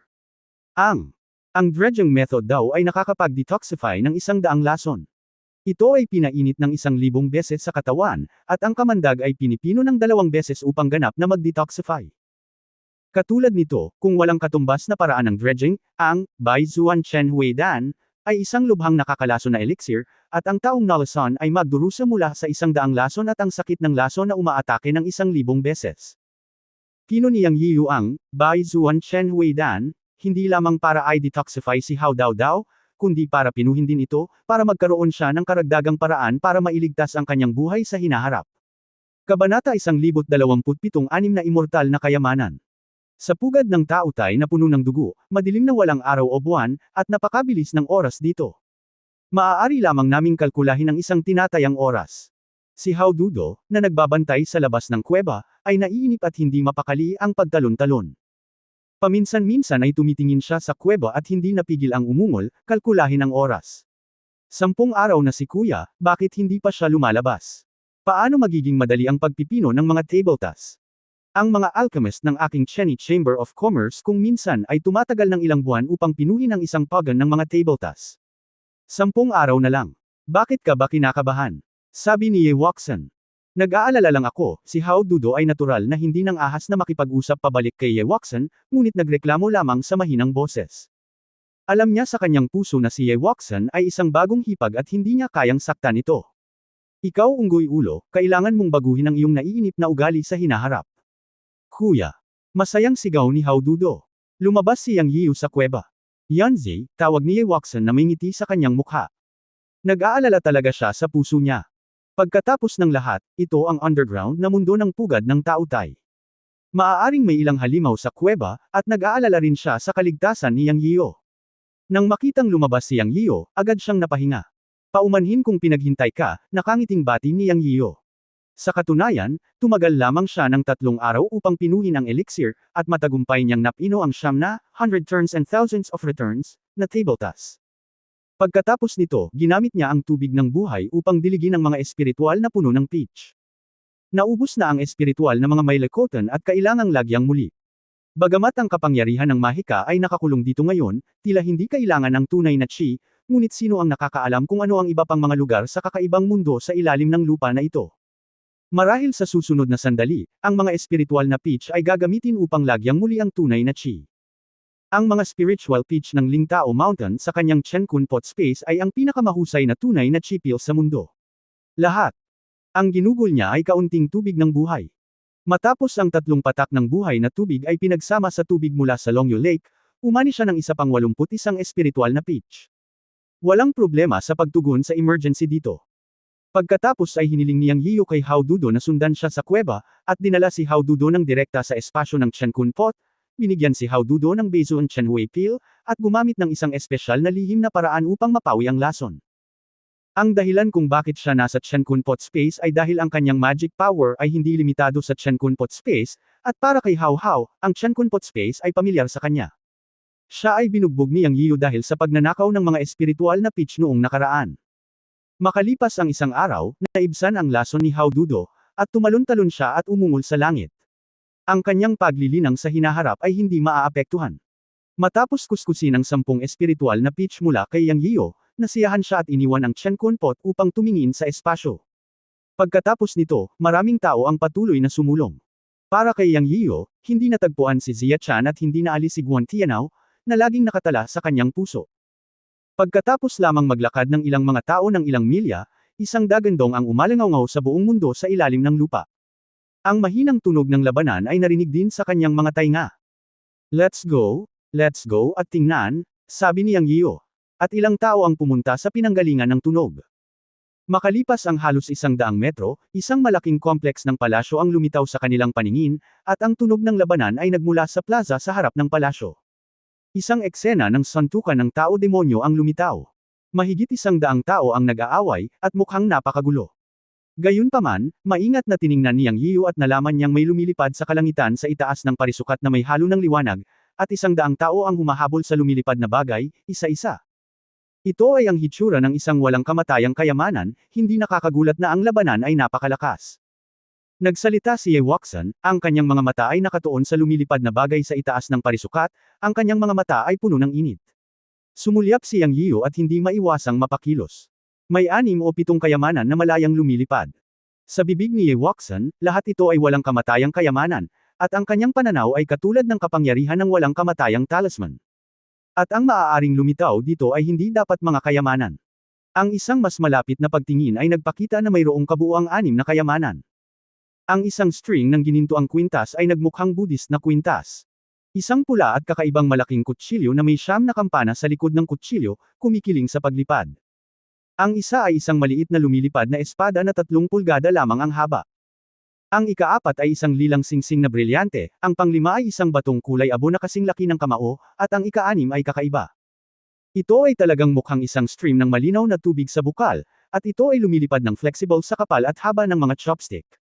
Ang 6 na kayamanan ng lahat ay umaaligid sa parisukat, puno ng espiritualidad, iniiwasan ang pagtugis ng mga monghe sa ibaba. Kakatwang sabihin ito ng mag-isa, gayunpaman, lumilipad ito sa paligid ng parisukat na kasing laki ng isang football field, higit sa 30 metro sa ibabaw ng lupa, at hindi ito lumipad, o masasabing ang 6 na kayamanan ay hindi maaaring lumipad palabas ng parisukat. Ginamit ng mahigit 100 monghe na ito ang lahat ng kanilang mga panlilinlang upang manghuli ng 6 na kayamanan, at ang pakikipaglaban ay hindi maiiwasan. Gusto ng lahat na makuha ito, at walang gustong makuha ito ng sinuman. Ang mga mata ng lahat ay mapula tulad ng mga kuneho, at ang kasakiman ay walang hangganan. Naging sabik din si Yang Yiyo sa kanyang puso. 6 na fairy treasures. Tila mas advanced ang treasure fairy talismans. Magsisinungaling kung hindi siya kikilos. Sa underground na mundo ng pugad ng Taotai, ang magic power ay nakakulong, ngunit ang ganitong uri ng fairy treasure ay espiritual at maaaring gamitin. Ang sinumang makakuha nito ay hindi magagapi. Higit pa rito, ang ganitong uri ng kayamanan mismo ay hindi pangkaraniwan. Sa sandaling ito, nagwala ang buong parisukat, nabaliw dahil sa 6 na kayamanan ng engkanto. Ang mga sigawan ng pagpatay ay yumanig sa kalangitan, ngunit sa kasamaang palad ay walang nakahabol ni isa. Ang 6 na kayamanan ng engkanto ay lumilipad kasama ng mga espiritu, sinasadyang umiiwas sa paglipad sa kalangitan, ngunit ang mga demonyo at mga tao sa plaza ay lahat ay nakakulong sa kanilang kapangyarihang mahika, at hindi sila makakalipad o makahabol kahit na gusto nila. Gayunpaman, naniniwala si Yang Yiyo na hindi titigil dito ang sitwasyon, at tiyak na may darating. Kuya, aakyat muna ako para sumali sa kasiyahan, ngumiti si Hao Dudo at biglang tumalon. Sa ilang pagtakef, narating na niya ang plaza. Nakangiting umiling si Yang Yiyo.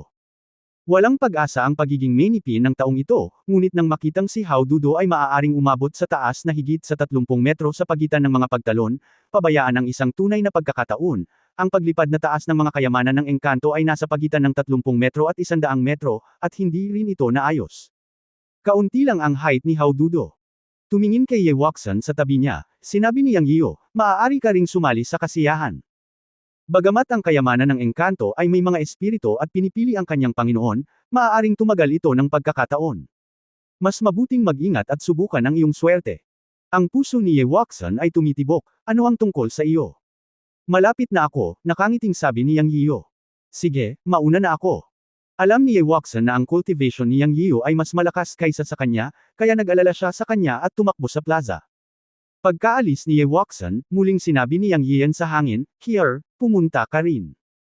Ang mahiwagang kapangyarihan dito ay nagpapakulong sa mga monghe ng laman at dugo, ngunit ikaw lang ang hindi kasama. May pagkakataon para makuha mo ang isa sa 6 na immortal na kayamanan sa itaas ng langit. Nagkaroon ng bahagyang panginginig sa kalawakan, at ang boses ni Wumakyu ay tumunog, si Kier ay handang subukan kung alin ang kailangan mo, at ipaglaban ito para sa iyo.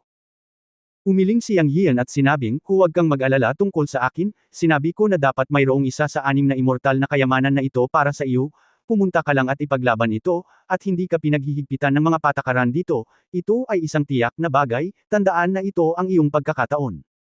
Naiintindihan ni Kier. Sige, go. Isang bagzo ng malamig na hangin ang dumaan, at alam ni Yang Yiyan na kumilos si Wumakyu.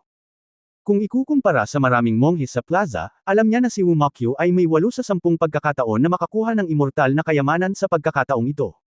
Kung makukuha niya ang isa sa mga ito, tiyak na tataas ng husto ang kanyang lakas. Magiging isang magandang bagay para kay Wumakyu. Para naman kay Yang Yian mismo, bagamat naiinggit din siya sa anim na immortal na kayamanan, naniniwala rin siya na ang salitang, pagkakataon, ay hindi maaaring pilitin. Bukod pa rito, mayroon siyang Dragon Slaying Sword, na hindi mas masahol kaysa sa anumang immortal na kayamanan. Sa makatuwid, sa mga mata ni Yang Yian, ang walang kamatayang kayamanan ay talagang isang kayamanan na nalampasan ang antas ng mga kasangkapang mahika na taglay ng mga magsasaka sa mundo ng paglilinang o sa kasalukuyang mundo ng bundok at dagat, at mas mataas kaysa sa likas na espiritual na kayamanan. Lumitaw ito sa pugad ng tautay. Sa tingin ko, matagal na itong nakolekta ng hayop na tautay. Ngayon ay oras na upang lumabas, kaya natural na lalabas at pumili ng bagong master. Nanatili si Yang Yian kung nasaan siya, hindi dahil ayaw niyang lumaban, kundi dahil may hinahanap siya. Hinahanap niya Guan Tianao, na hindi pa nagpakita.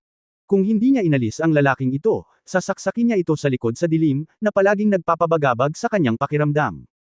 Isa pa, hinahanap pa rin niya si Xia Chan. Mula nang makapasok sa lihim na kaharian ng tautay, walang balita tungkol kay Xia Chan, na naging dahilan ng kanyang pagkabalisa. Bagamat saglit na magkakilala ang dalawa, nagkaroon sila ng malalim na koneksyon. Si Xia Chan ay taos-pusong tinawag din siyang junior brother. Sa mga tuntunin ng pinagmula ni si Kung Yuan, kinilala ni Yang Yiu si Xia Chan bilang kanyang nakatatandang kapatid na babae at nagmamalasakit sa kanya, kaya kailangan niyang hanapin ito. Nakatayo ng 100 metro ang layo, kitang-kita niya ang buong parisukat. Gusto niyang hanapin sina Xia Chan at Guan Tianao. Nang tumangala si Yang Yiu at hinanap ang isang tao sa daan-daang monghe sa plaza, isang mahabang sipol ang umalangaw-ngaw. Shoo! Sa wakas, may isang taong may kakayahang kumilos, na matagal nang naisip ni Yang Yiu. Kabanata 1028, Labanan para sa Immortal na Kayamanan. Nang tumangala si Yang Yian, nakita niya ang isang berdeng mandarin duck na lumilipad ng mataas sa langit. Ang mga lumilipad na ibon ang nagmamadaling kumilos. Sa oras na ito, ang mga lumilipad na ibon may kapangyarihan sa pag-agaw ng walang kamatayang kayamanan, at maaari silang lumipad ng walang kapangyarihang mahika. Pagkatapos, sa isang malakas na putok, isang lalaking nakabalot ng itim na balabal sa parisukat ang nagpadyak sa kanyang mga paa at lumipad sa langit. Sa isang iglap, lumipad siya ng 50 o 60 metro at sinunggaban ng kampana ang malaking kutsilyong walang kamatayang kayamanan. Si Yang Yian ay nakatitig sa plaza. Nang lumipad ang lalaking nakaitim na damit, nanlamig ang kanyang mga mata at mabilis na sumugod sa plaza. Dahil nalaman niyang naramdaman iyon ng magic energy sa kanyang palad, kaya natukoy niya na ang lalaking nakasuot ng itim na bumangon mula sa langit ay si Guan Tianao. Hindi pa naalis ni Yang Yian ang patak ng magic energy ni Guan Tianao, para lang maramdaman ang taong ito, at ngayon ay natagpuan na niya ito sa wakas. Ang nakakadismaya lang ay hindi niya nakita si Xia Chan. Ngayon ay medyo naghinala si Yang Yian kung si Xia Chan ay nalinlang ni Guan Tianao. Kaya sa pagkakataong ito ay hindi na niya pakakawalan si Guan Tianao. Nakabalot ng itim na damit, ngunit sa induction ng demonyong enerhiya sa kanyang palad, matagal na siyang nakilala ni Yang Yian. Ano? Mas ikinagulat pa niya na ang bastard na ito ay tinapakan ang kanyang mga paa at tumalon ng mas mataas kaysa kay Hao Dudo, at ang kanyang target ay direkta para sa walang kamatayang espada. Dahil dito, bahagyang nabalisa si Yang Yian. Si Guan Tianao, isang pangalawang henerasyong magsasaka, ay may mas maraming paraan kaysa sa mga ordinaryong magsasaka. Kung nakakuha siya ng isang fairy sword, mas mahihirapan siyang harapin. Sa kabutihang palad, sa mga mata ni Yang Yian, ang engkanto na espada ay hindi isang patay na bagay na nakabitin sa himpapawid at pinapayagang maalis. Nang subukan ni Guan Tianao na agawin ito, umiwas ang espiritu ng espada. Basta, habang sumusugod si Yang Yian, 7 o 8 figure ang lumipad sa field. Bilang karagdagan sa Qingyuanyaw na unang lumitaw at si Guan Tianao na nakabalot sa isang itim na damit, kabilang sa 7 o 8 figure na sunod-sunod na bumangon, nakita ni Yang Yian sina Hao Dudo at Long Jiaonan mula sa Siren Clan, na itinuturing na isang kakilala ng mga kakilala. Ang isa pang pamilyar na tao ay kambal pala ni Shuang Chanman.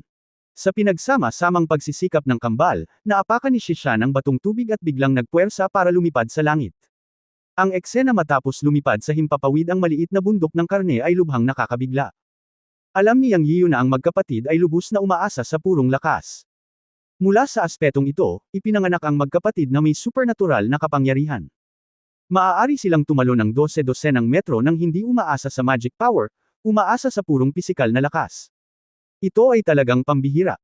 Sa 7 o 8 figure na lumilipad pataas, nakita din ni Yang Yiu ang isa pang pamilyar na tao, ang nakatakas na Yin Yang Snake. Sa sandaling ito, ang Yin Yang Snake ay naging isang tao, napakakakit-akit pa rin at hindi makilala sa mga lalaki at babae. Sa hindi inaasahang pagkakataon, nakatago rin sa crowd ang perwisyong ahas na ito. Sa ilang sandali, wala ito sa hangin, at ito ay isang taong nakikipagkompetensya para sa anim na kayamanan ng engkanto. Sa layo na higit sa 100 metro, ang mga paa ni Yang Yiyo ay puno ng hangin, at ang kapangyarihan ng laman ay ganap na ipinakita. Ang pisikal na katawan na kanyang nilinang ay ang Chen Kun Body Tempering Technique, na isa ring pamamaraan na lumitaw sa Chen Kun Pot. Gayunpaman, ito ay isang body tempering technique lamang, at walang kaharian o antas na mapag-uusapan. Kaya lang sinabi ni Master Yun Changxi bago siya makatulog na ang kanyang pisikal na katawan ay umabot sa katawan ng Vajra. Kung anong level na ngayon, hindi niya talaga alam.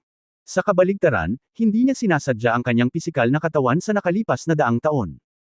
Gayunpaman, ang lakas ng kanyang pisikal na katawan ay hindi maihahambing sa mga ordinaryong magsasaka, at bawat pulgada ng kalamnan ay naglalaman pa rin ng lakas ng pagsabog. Para kay Yang Yiyo, hindi malaking bagay na tumalon ng 100 metro nang hindi gumagamit ng mana. Makalipas ang ilang talon, sumugod siya sa plaza at bigla niyang pinadyak ang kanyang mga paa. Boom! Ang lupa ay gumawa ng mapurol na pagsabog at niyanig ito. Sa susunod na sandali, si Yang Yiyo ay lumipad ng mataas sa langit kasama ang Dragon Slaying Sword sa kanyang kamay, at dumiretso kay Guan Tianao, na nakabalot ng itim na damit. Mula nang matuklasan niya si Guan Tianao hanggang sa kumilos siya, ang lahat ay isang hininga lamang, at ang pag-atake ay kidlat. Si Guan Tianao ay nanunood sa hangin na lumalangoy at hinahabol ang Immortal Treasure Sword, ngunit hindi niya inaasahan na may malakas na hangin sa tabi niya. Nagulat siya at bigla siyang napalingon nang makitang si Yang Yiyo ang hamampas sa kanya ng espada. Sa sandaling ito, kinasusuklaman ni Guan Tianao si Yang Yiyo, ngunit wala siyang panahon para makasama si Yang Yiyo. Desidido siya makuha ang Immortal Treasure Sword. Naisip niya na makikipag-ayos siya kay Yang Yiyo pagkatapos makuha ang Immortal Treasure Sword. Bukod dito, maraming tao ang lumahok sa pag-aagawan para sa Immortal Treasure sa sandaling ito. Mas marami ang mga lobo kaysa karne, at ang mga ibon ay may likas na kalamangan, na mas masahol pa. Sa oras na ito, may mas mahalagang kalkulasyon si Guan Tianao sa kanyang isipan, at talagang ayaw niyang makasali kay Yang Yiyo. Gayunpaman, alam din niya na kung hindi niya pipilitin na bumalik si Yang Yiyo, hindi niya makukuha ang Immortal Treasure Sword. Sa pag-iisip nito, malamig na sumangot si Guan Tianao, naghahanap ng kamatayan. Nawalan nga siya ng clone, at tila natalo siya ni Yang Yiyo at Hao Dudo, ngunit ano ang katotohanan? Clone lang iyon. Pinatay ng isang clone ang 3 halimaw sa dagat at nakulong si Yang Yiyo. Kung hindi dahil kay Hao Dudo, mahirap sabihin kung ano ang mangyayari kay Yang Yiyo. Mula sa pananaw na ito, si Guan Tianao ay karapat-dapat sa titulo ng Batang Palasyo ng Butian Palace. Sa sandaling ito, determinado siyang makuha ang kayamanan ng engkanto, ngunit hindi niya inaasahan na lalabas si Yang Yiyo at sisirain ang kanyang mabubuting gawa. Talagang kinasusuklaman niya si Yang Yiyo sa kanyang puso. Ang layunin niya sa pagkakataong ito ay makakuha ng isang fairy treasure. Ayaw niyang magkaroon ng gulo. May mga mas mahalagang bagay na dapat gawin pagkatapos makuha ang kayamanan ng engkanto, kaya binalot niya ang kanyang sarili ng isang itim na damit, ngunit hindi niya inaasahan na matuklasan siya ni Yang Yiyo. Pagkatapos mag-isip tungkol dito, napagtanto niya na marahil ay dahil sa magic energy na iniwan niya kay Yang Yiyo kaya naramdaman siya ni Yang Yiyo. Ngayon ay pinagsisihan ni Guan Tianao ang pag-iwan ng patak ng magic energy kay Yang Yiyo. Ngunit walang pagsisisi sa mundo. Kung gayon, pagkatapos ay patayin si Yang Yiyo. Siya Guan Tianao ay hindi walang paraan. Itinaas ni Guan Tianao ang kanyang kamay at itinuro si Yang Yiyan na may malamig na nguso. Biglang lumitaw ang 5 pulang baging sa kanyang mga daliri at bumukol sa hangin. Sa isang iglap, kumislap ang dugo. Ang 5 baging ay naging 3 talampakan ng haba at sinaksak, hinayla, o nanginag kay Yang Yiyan. 3 baging ang lumaban kay Yang Yiyan, at 2 baging ang agad na pumulupot sa engkanto na espada. Nagbago ang mukha ni Yang Yiyan. Nalaman niya kaagad na ang mga baging ni Guan Tianao ay mga engkanto na kayamanan ng antas ng mga diwata na anteng-anteng. Sinabi ni Ye Wuxian na ang mga kayamanan ng engkanto sa kamay nilang 6 ay iba. Halimbawa, si Luman ay may hawak na engkanto anteng-anteng, at ang gwardya ng palasyo na Nalasan hanggang sa mamatay ng Yin Yang Snake at ng Polaka ay gumamit ng isang Orchid Fairy Treasure, at si Ye Wuxian ay may berda na karayom. Ngayon si Guan Tianao ay may pulang baging sa kanyang kamay, at ito ay tumutubo sa kanyang mga daliri, na mukhang napakasama. Nilaslas ito ni Yang Yiyan gamit ang isang backhand sword. Boom! Sa mahinang tunog, ang 3 baging ni Guan Tianao ay pinutol ng kanyang espada. Dahil dito, natigilan si Yang Yiyan. Hindi niya inasahan na ang mga baging ni Guan Tianao ay napaka-vulnerable. Matapos ang suntok na ito, nawalan din ng natitirang lakas ng paglukso ang katawan ni Yang Yiyan at nagsimulang bumagsak. Pagkatapos ng lahat, nang walang suporta ng mana, umasa siya sa purong lakas upang pumailanglang sa kalangitan, na limitado. Wala siyang pakpak at hindi siya makakalipad sa hangin. Ngunit sa oras na ito, alam din ni Yang Yian na siya ay niloko. Pinutol niya ang tatlong baging na tumutubo mula sa mga daliri ni Guan Tianao gamit ang isang espada, ngunit ginamit ng taong ito ang dalawa pang baging upang pilitin na saluhin ang engkanto na espada. Hinawakan din niya ang naghuhumindig na fairy sword sa kanyang kamay nang bumagsak ang kanyang katawan, at ngumiti kay Yang Yian ng masama. Sa sandaling ito, sa itaas ng kalangitan, kinuha ng berdeng mandarin duck ang string ng mga fairy treasures na tila mga Buddhist beads sa bibig nito, at lumipad palayo sa isang mahabang sipol. Si Hao Dudo ay sumugod patungo sa 3 pulgadang lumilipad na espada, ngunit nahati ng isang espada mula sa isang ikatlong antas na naglilinang ng tao. Napasigaw si Hao Dudo sa galit, at nang bumagsak ang kanyang katawan, hinampas niya ng patpat ang 3 pulgadang engkanto na lumilipad, at ang lumilipad na diwata ay nahulog at damapo sa plaza. Sa oras na ito, ang mga magsasaka na hindi lumipad sa hangin sa parisukat ay sumabog at nakipaglaban upang agawin ang lumilipad na espada. Nakita ni Yang Yiu sa kanyang peripheral vision na ang bato ay hinawakan ni Shishan.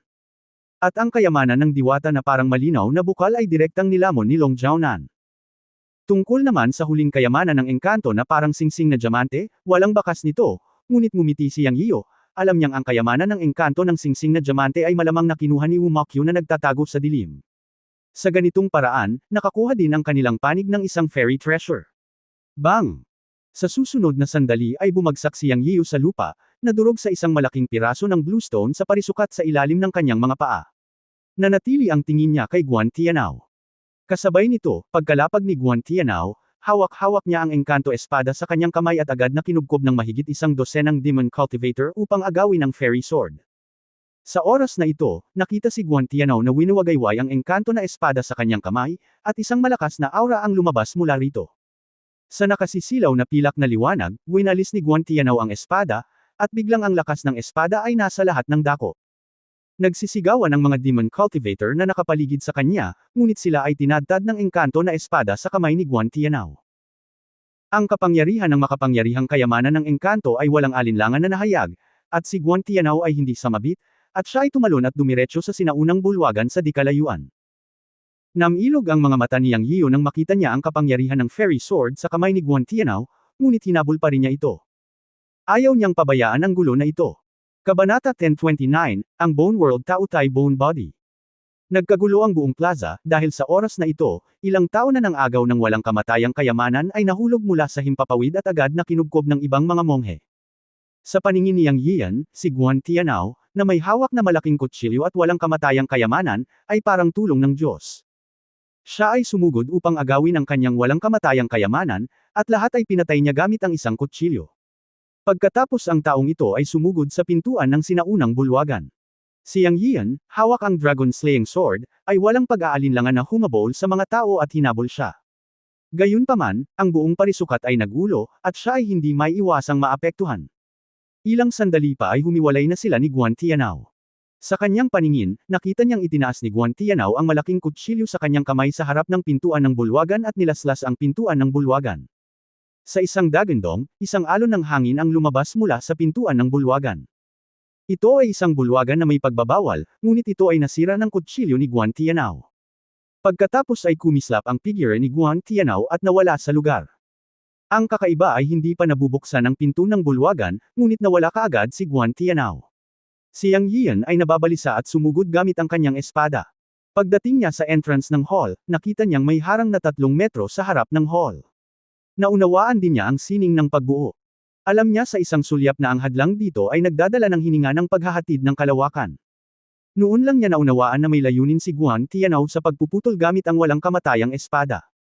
Sa madaling salita, ninakawan ni Guan Tianao ang walang kamatayang espada hindi lamang para sa isang fairy treasure, ngunit higit pa para sa paggamit nito upang buksan ang harang sa bulwagan. Ang sinaunang bulwagan sa underground na mundo ng pugad ng Taotai ay hindi kilala, ngunit ito ay dapat na hindi karaniwan. Ang 6 na fairy treasures na lumitaw ay malamang na mula sa loob ng bulwagan. Kaya't ang mga kayamanang ito ay dapat na maging susi upang mabuksan ang pagbuo ng harang sa bulwagan. Itinaas ni Yang Yian ang dragon slaying sword at tinadtad ang harang. Boom! Sa susunod na sandali, isang malaking puwersa ang nagmula sa hadlang, at agad siyang natangay ng puwersang ito. Ang dugo sa kanyang katawan ay kumukulo, ngunit mabuti na lamang ay hindi ito masyadong seryoso. Ngayon ay maaari na niyang tiyakin na 6 na kayamanan ng engkanto ang kailangan para makapasok sa bulwagan. Sa 6 na kayamanan ng engkanto, ang asul na mandarin bird ay kumuha ng isang string ng mga butil, nilamon ni Long Jiaonan ang spring, inalis ni Guan Tianao ang malaking kutsilyo, kinuha ng kambal na sina Shishan at Shishui ang bato, at ang singsing na brilyante ay dapat kunin ni Wu Mokyo. Tanging ang 3 pulgadang lumilipad na engkanto lamang ang ibinagsak ni Monkey Dudo, na nagdulot ng malawakang labanan. Ngayon ay tila kung nais mong pumasok sa bulwagan sa pamamagitan ng harang, dapat kang magkaroon ng isang kayamanan ng engkanto. Sa pag-iisip nito, sumigaw si Yang Yiu sa kanyang puso, Killer. Kung ang singsing na brilyante ay nasa mga kamay ni Killer, maaari siyang pumasok sa bulwagan. Sir, nakuha ni Killer ang brilyante na singsing, boses ni Wu Mokyo ang tumunog sa kanyang isipan. Ngumiti si Yang Yiu at talagang nakakuha si Killer ng bahagi. Pagkatapos ay sinabi niya, subukan mong bambahin ang harang sa bulwagan. Ang ganitong uri ng hadlang ay dapat na nangangailangan ng mga kayamanan ng engkanto upang mabuksan. Okay sir, mamaya na. Tumugon si Wu Mokyo. Sa susunod na sandali, handa na si Yang Yian.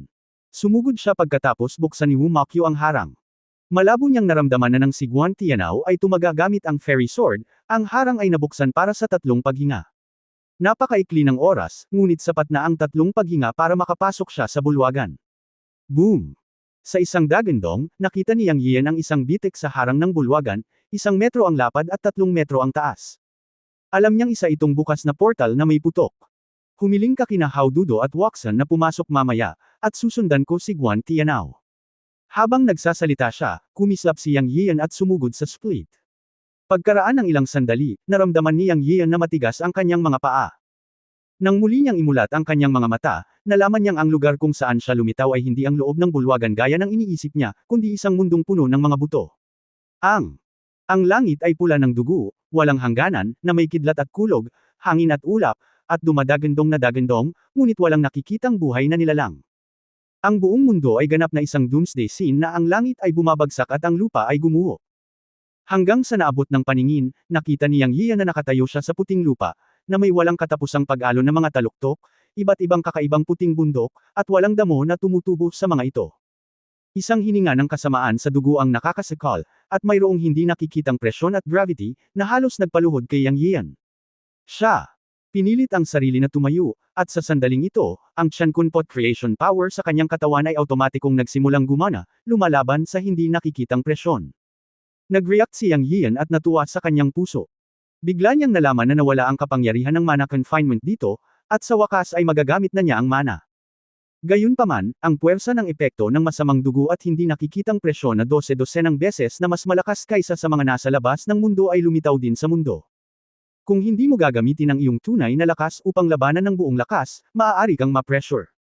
Ito ay talagang isang kakaibang lugar. Sa oras na ito, isang nakakatakot na tawa ang narinig. Kailangang sabihin ni Yang Yian na mayroon kang paraan para makapasok, ngunit iyon lang.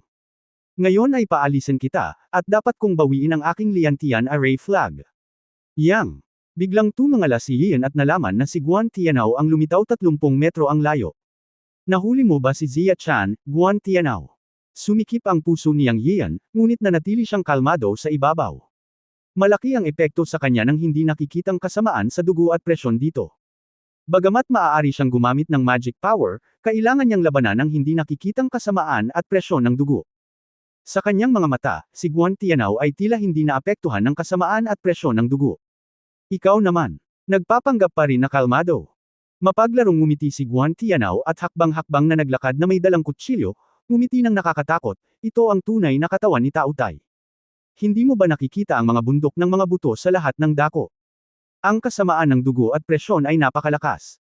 Kung wala ang proteksyon ng engkanto kayamanan, isa ka lamang isda. Dapat sabihin na isang pagkakamali ang pagpasok mo. Iniisip ko na ay settle ko ang score sa iyo pagkatapos kong makuha ang fragment ng Heaven Slash. Hindi ko inaasahan na ikaw lang ang papasok. Kung wala ang proteksyon ng walang kamatayang kayamanan upang labanan ang kasamaan at presyon ng dugo, sisirain kita, hehe. Tungkol naman sa kagandahang si Zia Chan, para sabihin sa iyo ang totoo, itinago ko siya sa isang lugar sa Tao Tai Secret Realm. Pagkatapos kong makuha ang fragment ng Heaven Slash, aalagaan ko siya ng mabuti, para hindi mo na siya kailangang alalahanin. Ngayon ay ayusin natin ang score sa pagitan natin. Wasakin ang isa sa aking mga clone. Sa tingin mo paano kita dapat patayin? Si Guan Tianao ay halatang walang takot at tila mas kilala niya ang lugar na ito, ngunit medyo natakot si Yang Yiyu nang marinig niya itong magsalita. Narinig niya mula sa mga salita ni Guan Tianao na ito talaga ang lugar kung nasaan ang tunay na katawan ni Tao Tai. Hindi nakakagulat na ang mga bundok ay mukhang baog at lahat ay puti. Ito pala ang kalansay ng mamamatay tao ni Tao Tai. Gaano kalaki ang isang mamamatay tao na ito? Mukhang itinago nga ni Guan Tianao ang kinaroroonan ni Xia Chan at inilagay sa isang lugar sa lihim na kaharian ng Tao Tai. No wonder hindi pa nakita si Xia Chan. Sa kabilang banda, natakot si Yang Yiyu na ang kasamaan ng dugo at hindi nakikitang presyon dito ay nangangailangan ng kapangyarihan ng mga kayamanan ng engkanto upang protektahan ang kanilang sarili. Ngayon mukhang hindi naapektuhan si Guan Tianao dahil may hawak itong fairy sword. Sa pagtingin kay Guan Tianao na naglalakad palapit sa kanya ng marahas, si Yang Yiyu ay natakot sa isang bagay, ngunit ang sabihin na wala siyang kakayahang gumawa ng anuman. Imposible iyon. Ang Chen Kun Creation Power ay isang pinakamataas na kasanayan, at ang kapangyarihang labanan ang kasamaan at presyon sa dugo habang may operasyon, dahan-dahan siyang makibagay sa paglipas ng panahon. Minamaliit siya ni Guan Tianao, iyon lang naman ang gusto niya. Sa ibabaw, si Yang Yiyu ay nagkunwaring nalulula sa pressure at nahihirapang huminga, ngunit lihim niyang inimbak ang Dragon Slaying Sword sa kanyang kamay para magamit. Kahit na siya ay natalo, si Chen Kunpot ay may magia pa rin bilang isang katulong, at sinabi niya kay Wumakyu na ang katulong ay maaaring dumating sa susunod na segundo. Gusto siyang patayin ni Guan Tianao, at gusto rin niyang patayin si Guan Tianao. Ang tanging bagay na ikinabahala ni Yang Yiyu ay ang engkanto na espada sa kamay ni Guan Tianao ay talagang makapangyarihan, at tila ang kayamanan ng engkanto ay sadyang inilipad mula sa tunay na katawan ni Tao Tai patungo sa plaza sa labas. Bukod sa pagiging makapangyarihan, hindi ito naapektuhan ng pressure. Noong talagang nag-away sila, hindi alam ni Yang Yiyu na hindi kayang sugpuin ng kanyang husay sa espada ang fairy sword ni Guan Tianao. Ngunit ngayon ay maaari lamang niya itong subukan. Hindi siya naniniwala na hindi niya kayang talunin si Guan Tianao, na nasa maagang yugto ng Distraction Realm. Ang bentahe ng taong ito ay ang pagiging pamilyar niya sa lihim na kaharian ng Tao Tai. Mamatay. Nang siya ay 6 na metro ang layo, maingat na tumigil si Guan Tianao at hindi lumapit kay Yang Yiyu. Agad niyang nilaslas ng kutsilyo si Yang Yiyu. Ang Silver Fairy Knife ay nagbuga ng 3 metrong aura ng kutsilyo at hinampas si Yang Yiyu na may tunog ng paglusot sa hangin. Umungol si Yang Yiyu, at handa siyang mabuti, Wind and Cloud Sword, Cup. Ang ikalawang galaw ng Whirlwind Sword skill, ang Wind at Cloud Sword, ay isang mahusay na espada na ginawang isang espada ang 900 espada. Talagang hindi ito vegetarian. Ang hangin at mga ulap ay gumagalaw gamit ang isang espada, at ang kapangyarihan ay pambihira. Nagsalubong ang kutsilyo at espada. Boom! Isang malaking mapurol na tunog ang tumaas. Nagbago ang mukha ni Guan Tianao. Hindi niya inaasahan na maipapakita ni Yang Yiyu ang napakalakas na kasanayan sa espada sa ilalim ng napakalaking pressure. Nagulat din siya. Isang malakas na alon ng hangin ang kumalat, at si Yang Yiyu ay naapektuhan ng alon ng hangin. Nang lumaban sa pressure, nawalan siya ng balanse at lumipad pa atras. Nakita ni Yu Guangchong si Guan Tianao na itinaas ang fairy sword sa kanyang kamay upang harangan ito ng paalang sa kanyang harapan. Nagniningning ang liwanag, at hindi siya gaanong naapektuhan. Sa kabaligtaran, sumunod na mabuti si Guan Tianao at sumugod na may hawak na espada. Alam ni Yang Yiyu na nahihirapan pa rin siya sa oras na ito. Ang kalaban ay may kalamangan sa oras at lugar, kaya siya ay dahado. Agad siyang sumigaw, Sister May, tulong. Sa dagandong ng dragon, nagpakita si Sister May bilang isang gintong dragon. Kabanata 1030, Sky/Fragment. Isang malakas na dagandong ng dragon ang bumagsak, at ang gininto ang dragon na nagkatawang tao ni Sister May ay lumitaw mula sa manipis na hangin. Ibinuka niya ang kanyang bibig at dumura ng gininto ang hininga ng dragon patungo kay Guan Tianao, direktang humarap sa lakas ng espada ni Guan Tianao. Boom! Ang gininto ang hininga ng dragon na nag-udyok sa paggawa ay sumambulat ng may pambihirang kapangyarihan. Nagkaroon ng malakas, putok at pagsabog. Napaatras si Guan Tianao ng ilang metro at nagsuka ng dugo. Makapangyarihan ang fairy sword sa kanyang kamay, ngunit tila mas mababa ito sa gintong dragon ni Sister May. Nang makita ito, natuwa si Yang Yiyan at sumugod siya. Kung hindi ngayon, kailan? Formation ng Black Lotus Sword, tumaas. Sa isang dagandong, ang isang espada ay nilaslas kay Guan Tianao, at 4 na itim na lotus ang agad na nabuo mula sa Dragon Slaying Sword, na umiikot sa paligid ng Guan Tianao. Nakita ni Guan Tianao ang kakaibang Black Lotus Sword ni Yang Yiyu, kaya hindi siya nang ahas na maging pabaya. Ibinato niya ang kanyang espada gamit ang isang kamay at nilaslas iyon. Itinaas niya ang kanyang kabilang kamay, at ang 5 pulang baging sa kanyang 5 daliri ay biglang lumipad patungo sa itim na lotus. Si Sister May ay hindi vegetarian. Dati, kailangan niyang protektahan si Yang Yiyu at ang maliit na pagong sa Liantian Formation. Noong panahong iyon, medyo napigilan siya sa pakikitungo kay Guan Tianao. Sa pagkakataong ito, nagpakita siya, ngunit gusto niyang turuan si Guan Tianao ng isang masakit na aral. Kung hindi, napakahiyang para sa kanya na hindi matalo si Guan Tianao sa harap ni Yang Yiyu ng 2 beses. Sa kaibuturan ng puso ni Sister May, siya lang ang nakakaalam na maaari siyang maging dragon ngayon, lahat dahil kay Yang Yiyu. Kung wala si Yang Yiyu, hindi niya makakamit kung ano ang mayroon siya ngayon. Si Ate May ay may napaka-espesyal na pakiramdam para kay Yang Yiyu, na napakakomplikado at hindi niya maipaliwanag ng malinaw. Sa pangkalahatan, lubos na nagpapasalamat si Sister May kay Yang Yiyu. Natagpuan ni Yang Yiyu ang kanyang kapatid na si Mei Xing, na naging dahilan ng muling pagsasama ng magkapatid. Ang pinakamalaking pag-aalala sa puso ni Sister May ay nawala dahil sa hitsura ng kanyang kapatid. Sa loob ng higit sa 100 taon, siya ay naglilinang sa Dragon Palace ng Longyu Lake sa Qiankunpot nang walang anumang pag-aalala. Ito ay talagang mahiwaga na siya ay maaaring mag-transform sa isang dragon, ngunit ito ay higit pa dahil sa Qiankunpot. Alam na alam ito ni Sister May, ngunit hindi niya sinabi kay Yang Yiyu. Mula sa isang tiyak na pananaw, alam ni Sister May na si Yang Yiyu ang kanyang Panginoon. Hindi siya mabibigo matapos siyang ipatawag ng Master ng 2 beses, at dapat niyang ibagsak si Guan Tianao. Narinig ni Guan Tianao ang dagandong ng dragon, at talagang nabalisa siya. Ang isang gininto ang dragon ay sapat na para harapin niya, at sa kakaibang husay ng espada ni Yang Yiyu, alam niya na siya ay magdurusa ng malaking kawalan kung siya ay patuloy na makakasali. Sa pag-iisip nito, gumawa si Guan Tianao ng desisyon sa kanyang puso. Sa pagharap sa 4 na Black Lotus Sword na enerhiya ni Yang Yiyu, si Guan Tianao ay naging malupit din at ginamit ang kapangyarihan ng Broadsword at baging sa kanyang mga kamay ng sukdulan. Anyway, hindi siya nang ahas na mahawa ng enerhiya ng Black Lotus Sword ni Yang Yiyu. Nakita niya ang eksena ng sword energy ni Yang Yiyu matapos sumabog ang itim na lotus. Ang engkanto na espada ay umungal, at ang 5 baging ay naging 5 dragon na sumabog at tumama sa itim na lotus sa isang iglap. Boom boom boom. Sunod-sunod na malalakas na pagsabog, lumilipad ang alikabok sa bukid, at ang pagkakatawang tao ni Sister May ng gintong dragon ay tumama kay Guan Tianao ng suntok ng buntot ng dragon. Sa nakakasilaw na gintong liwanag, sinamantala niya ang pagkakataong hagupitan si Guan Tianao. Sigaw ni Guan Tianao.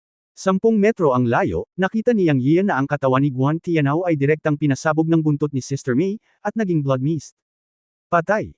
Bahagyang nagulat si Yang Yiyan, nagulat na napakalakas ng pag-atake ni Sister May, at nagulat na ang katawan ni Guan Tianao ay sumabog ng ganito. Ito ay medyo hindi makatwiran. Alam niya na si Guan Tianao, bilang Young Master ng Butian Palace, ay hindi madaling matalo hanggang mamatay. Naglakad si Shang Chen patungo sa lugar kung saan sumabog si Guan Tianao sa ambon ng dugo, at nakita lamang niya ang isang pool ng dugo sa lupa, na walang natitirang karne. Ngunit sa sumunod na sandali ay nakakita siya ng mga patak ng dugo ilang metro ang layo. Sa oras na ito, lumapit si Sister May, na naging tao, at nagtanong. Kung hindi hulaan, namatay si Guan Tianao kasama ang isa pang clone. Walang kapirasong laman at dugo sa lupa. Tumingin sa dugo sa malayo. Sa tingin ko ginamit niya ang clone para harangan ang kalamidad habang nakatakas ang kanyang tunay na katawan. Sinuri ni Yang Yiyu. Isa pang clone. Nagalit si Ate May. Ayos lang. Ang namatay sa pagkakataong ito ay dapat ang kanyang pangalawang clone, o ang huli. Sa paghusga sa dugo sa pinangyarihan, pagkatapos mong pasabugan ang pangalawang clone, ang kanyang tunay na katawan ay malubhang nasugatan din. Sundin ang bakas ng dugo upang mahanap siya. Papatayin ko talaga siya. Sasamahan kita, para kay Sister May, kung hindi niya pinatay si Guan Tianao, hindi niya sana tinulungan si Yang Yiyu. Okay, sundan natin ang blood trail para mahanap siya. Kung hindi natin aalisin ang lalaking ito, magiging istorbo siya palagi. Tumanggo si Yang Yiyu at dinala si May para sundan ang blood trail para hanapin siya. Pagkatapos ay sinundan ni Yang Yiyan ang blood trail. Bagamat tila nakatakas si Guan Tianao, hindi maiiwasan ang kahihinatnan ng 2 clone na lumaban sa sakuna. Pagkatapos ng lahat, ang paglilinang ng kaharian ng paghihiwalay ng mga espiritu ay nakasalalay sa paghihiwalay ng kaluluwa at ang kakanyahan ng dugo. Ito ay naiisip na ang mga kahihinatnan ng pagkasira ng mga clone ay hindi maiiwasang magdudulot ng pinsala sa orihinal na katawan. Kung mahanap niya ang orihinal na katawan ni Guan Tianao, may kumpiyansa si Yang Yiyan na patayin siya. Anyway, katulong niya si Sister May. Kung hindi dahil sa pressure dito, maaabuso niya si Guan Tianao sa labas. Kasunod ng bakas ng dugo kasama si Sister May, makalipas ang halos 1 oras, isang malaking bungo ang lumitaw sa kanilang paningin. Sa katunayan, mula sa malayo, ito ay isang malaking balangkas na mga daan-daang talampakan ang taas, o dapat ay isang matako na bungo. Ang bakas ng dugo ay pumasok sa bibig ng matako na bungo na nakabuka ang bibig. Lalong lumakas ang pressure pagkatapos na narito, ngunit sa kabutihang palad ay nalabanan ito ni Yang Yiyu matapos gamitin ang Chen Kun creation technique. Yanzi, ingat ka. Palagi kong nararamdaman na mayroong isang mabangis na aura dito na napakalakas. Hindi naiwasang sabihin ni Ate May kung kailan papasok na sila. Tumango si Yang Yiyu at sinabing, nararamdaman ko rin. Dahil ang bundok ng mga bungo na ito ay gawa sa mga bungo ng tautay, normal na magkaroon ng mabangis na aura, ngunit kailangan nating alisin si Guan Tianao. Posibleng guluhin niya si Yunmen pagkatapos niyang lumabas, at hindi namin alam kung saan niya tinago si Zia Chan. Kailangan natin siyang mahanap. Pagkatapos sabihin iyon, pinangunahan ni Yang Yiyu ang paglalakad sa malaking kuwebo ng bungo ng tautay, o sa mas tumpak, ang bibig. Curious din siya kung paano nakarating si Guan Tianao dito, ngunit bilang young master ng Butian Palace, alam niya ang ilang mga lihim ng tautay secret realm, kaya dapat may layunin siya. At kung tama ang hula ni Yang Yiyu, ang layunin niya ay ang mga fragment ng langit. Ito rin ang layunin ng lahat ng mga tribo ng tao at demonyo na pumasok sa lihim na kaharian ng tautay sa pagkakataong ito. Dumating silang lahat para sa Heaven/Fragment. Siyempre, maaaring alam lang ng karamihan sa mga tao kung nasaan ang Heaven/Fragment, ngunit hindi nila alam ang partikular na lokasyon. Kung may mga taong nakakaalam ng partikular na lokasyon, walang alinlangan na isa sa kanila si Guan Tianao, at malaki ang posibilidad na mayroong Heaven/Fragment sa malaking bungo ng tautay na ito. Kinausap ni Yang Yiyu si Sister May habang naglalakad. Matapos siyang pakinggan, naisip din ni Sister May na posible. At ipinahayag ni Sister May ang kanyang sariling pananaw, mula sa sinabi mo, ang tinatawag na Heaven/Fragment ay maaaring naglalaman ng ilang lihim o makapangyarihang puwersa. Kung ganito talaga, bilasan natin. Kung may makapangyarihang puwersa sa Heaven/Fragment, mahihirapan si Guan Tianao na harapin siya. Naisip ni Yang Yiyu na may katuturan ito, at binilisan nilang dalawa ang kanilang lakad. Matapos makapasok sa kuweba, hindi ito kasing labo ng inaakala. Sa halip, ito ay naging mas maliwanag habang naglalakad ka sa loob. Kung titingnang mabuti, makikita mo na ang mga buto sa dingding ng buto sa magkabilang gilid ng kuweba ay naglalabas ng malabong halo, at may mga malabong rune na kumikislap at umaagos. Nang lumalim ang 200 metro, ang mga pader ng buto sa magkabilang gilid ng kuweba ay naging isang kristal na malinaw na kulay, na napakahiwaga. Sa pagkakataong ito, nawala rin ang mga mantsa ng dugo sa lupa, at nawala ang target ng trakang. Lumitaw ang 7 kuweba sa buong kuweba, at saglit, hindi nila alam kung aling kuweba ang pupuntahan. Sinubukan ni Yang Yiyu na maramdaman ang patak ng magic energy na iniwan ni Guan Tianao sa kanyang palad, ngunit nawalan siya ng malay. Dapat ay pinutol ni Guan Tianao. Pag-isipan ito, kung pinanatili ni Guan Tianao ang mahiwagang hininga at masusubaybayan ni Yang Yiyu sa ilalim ng hindi kanais-nais na mga pangyayari, siya ay magiging tanga. Nang mawala ng target ang dalawa at mag-atubiling pumili kung aling kuweba ang pupuntahan, ang ikatlong kuweba sa hanay ng mga kuweba ay may pulang ilaw, na partikular na nakasisilaw sa kuwebang kulay kristal. Naisip ni Yang Yiyu na dapat ay pumunta na si Guan Tianao dito noon pa. Dahil may kakaibang phenomenon sa ikatlong kuweba, pumasok na lang siya sa ikatlong kuweba. Pagkaraan ng 10 minuto, lumitaw ang dalawa sa isang espasyo na mahigit 100 metro kwadrado. Ang mga ro ng buong espasyo ay kumikislap, at umalangaw-ngawang hindi makatao na mga dagandong. Pumasok ang dalawa at nakitang si Guan Tianao iyon. Ngunit sa sandaling ito, ang katawan ni Guan Tianao ay nasuspine sa hangin, hawak ang isang bagay na hugis diamante na kasing laki ng palad sa kanyang kamay. Ungol, dagandong, dagandong. Mga dagandong ang lumabas sa bibig ni Guan Tianao, at ang hugis diamante na bagay sa kanyang kamay ay regular na kumikislap ng liwanag ng dugo. Ang unang reaksyon ni Yang Yiyan ay na ito ay isang fragment ng sky slashing. Ang hugis brilyante na bagay sa kamay ni Guan Tianao ay isang fragment ng sky slashing. End of this chapter. Abangan ang susunod na kabanata.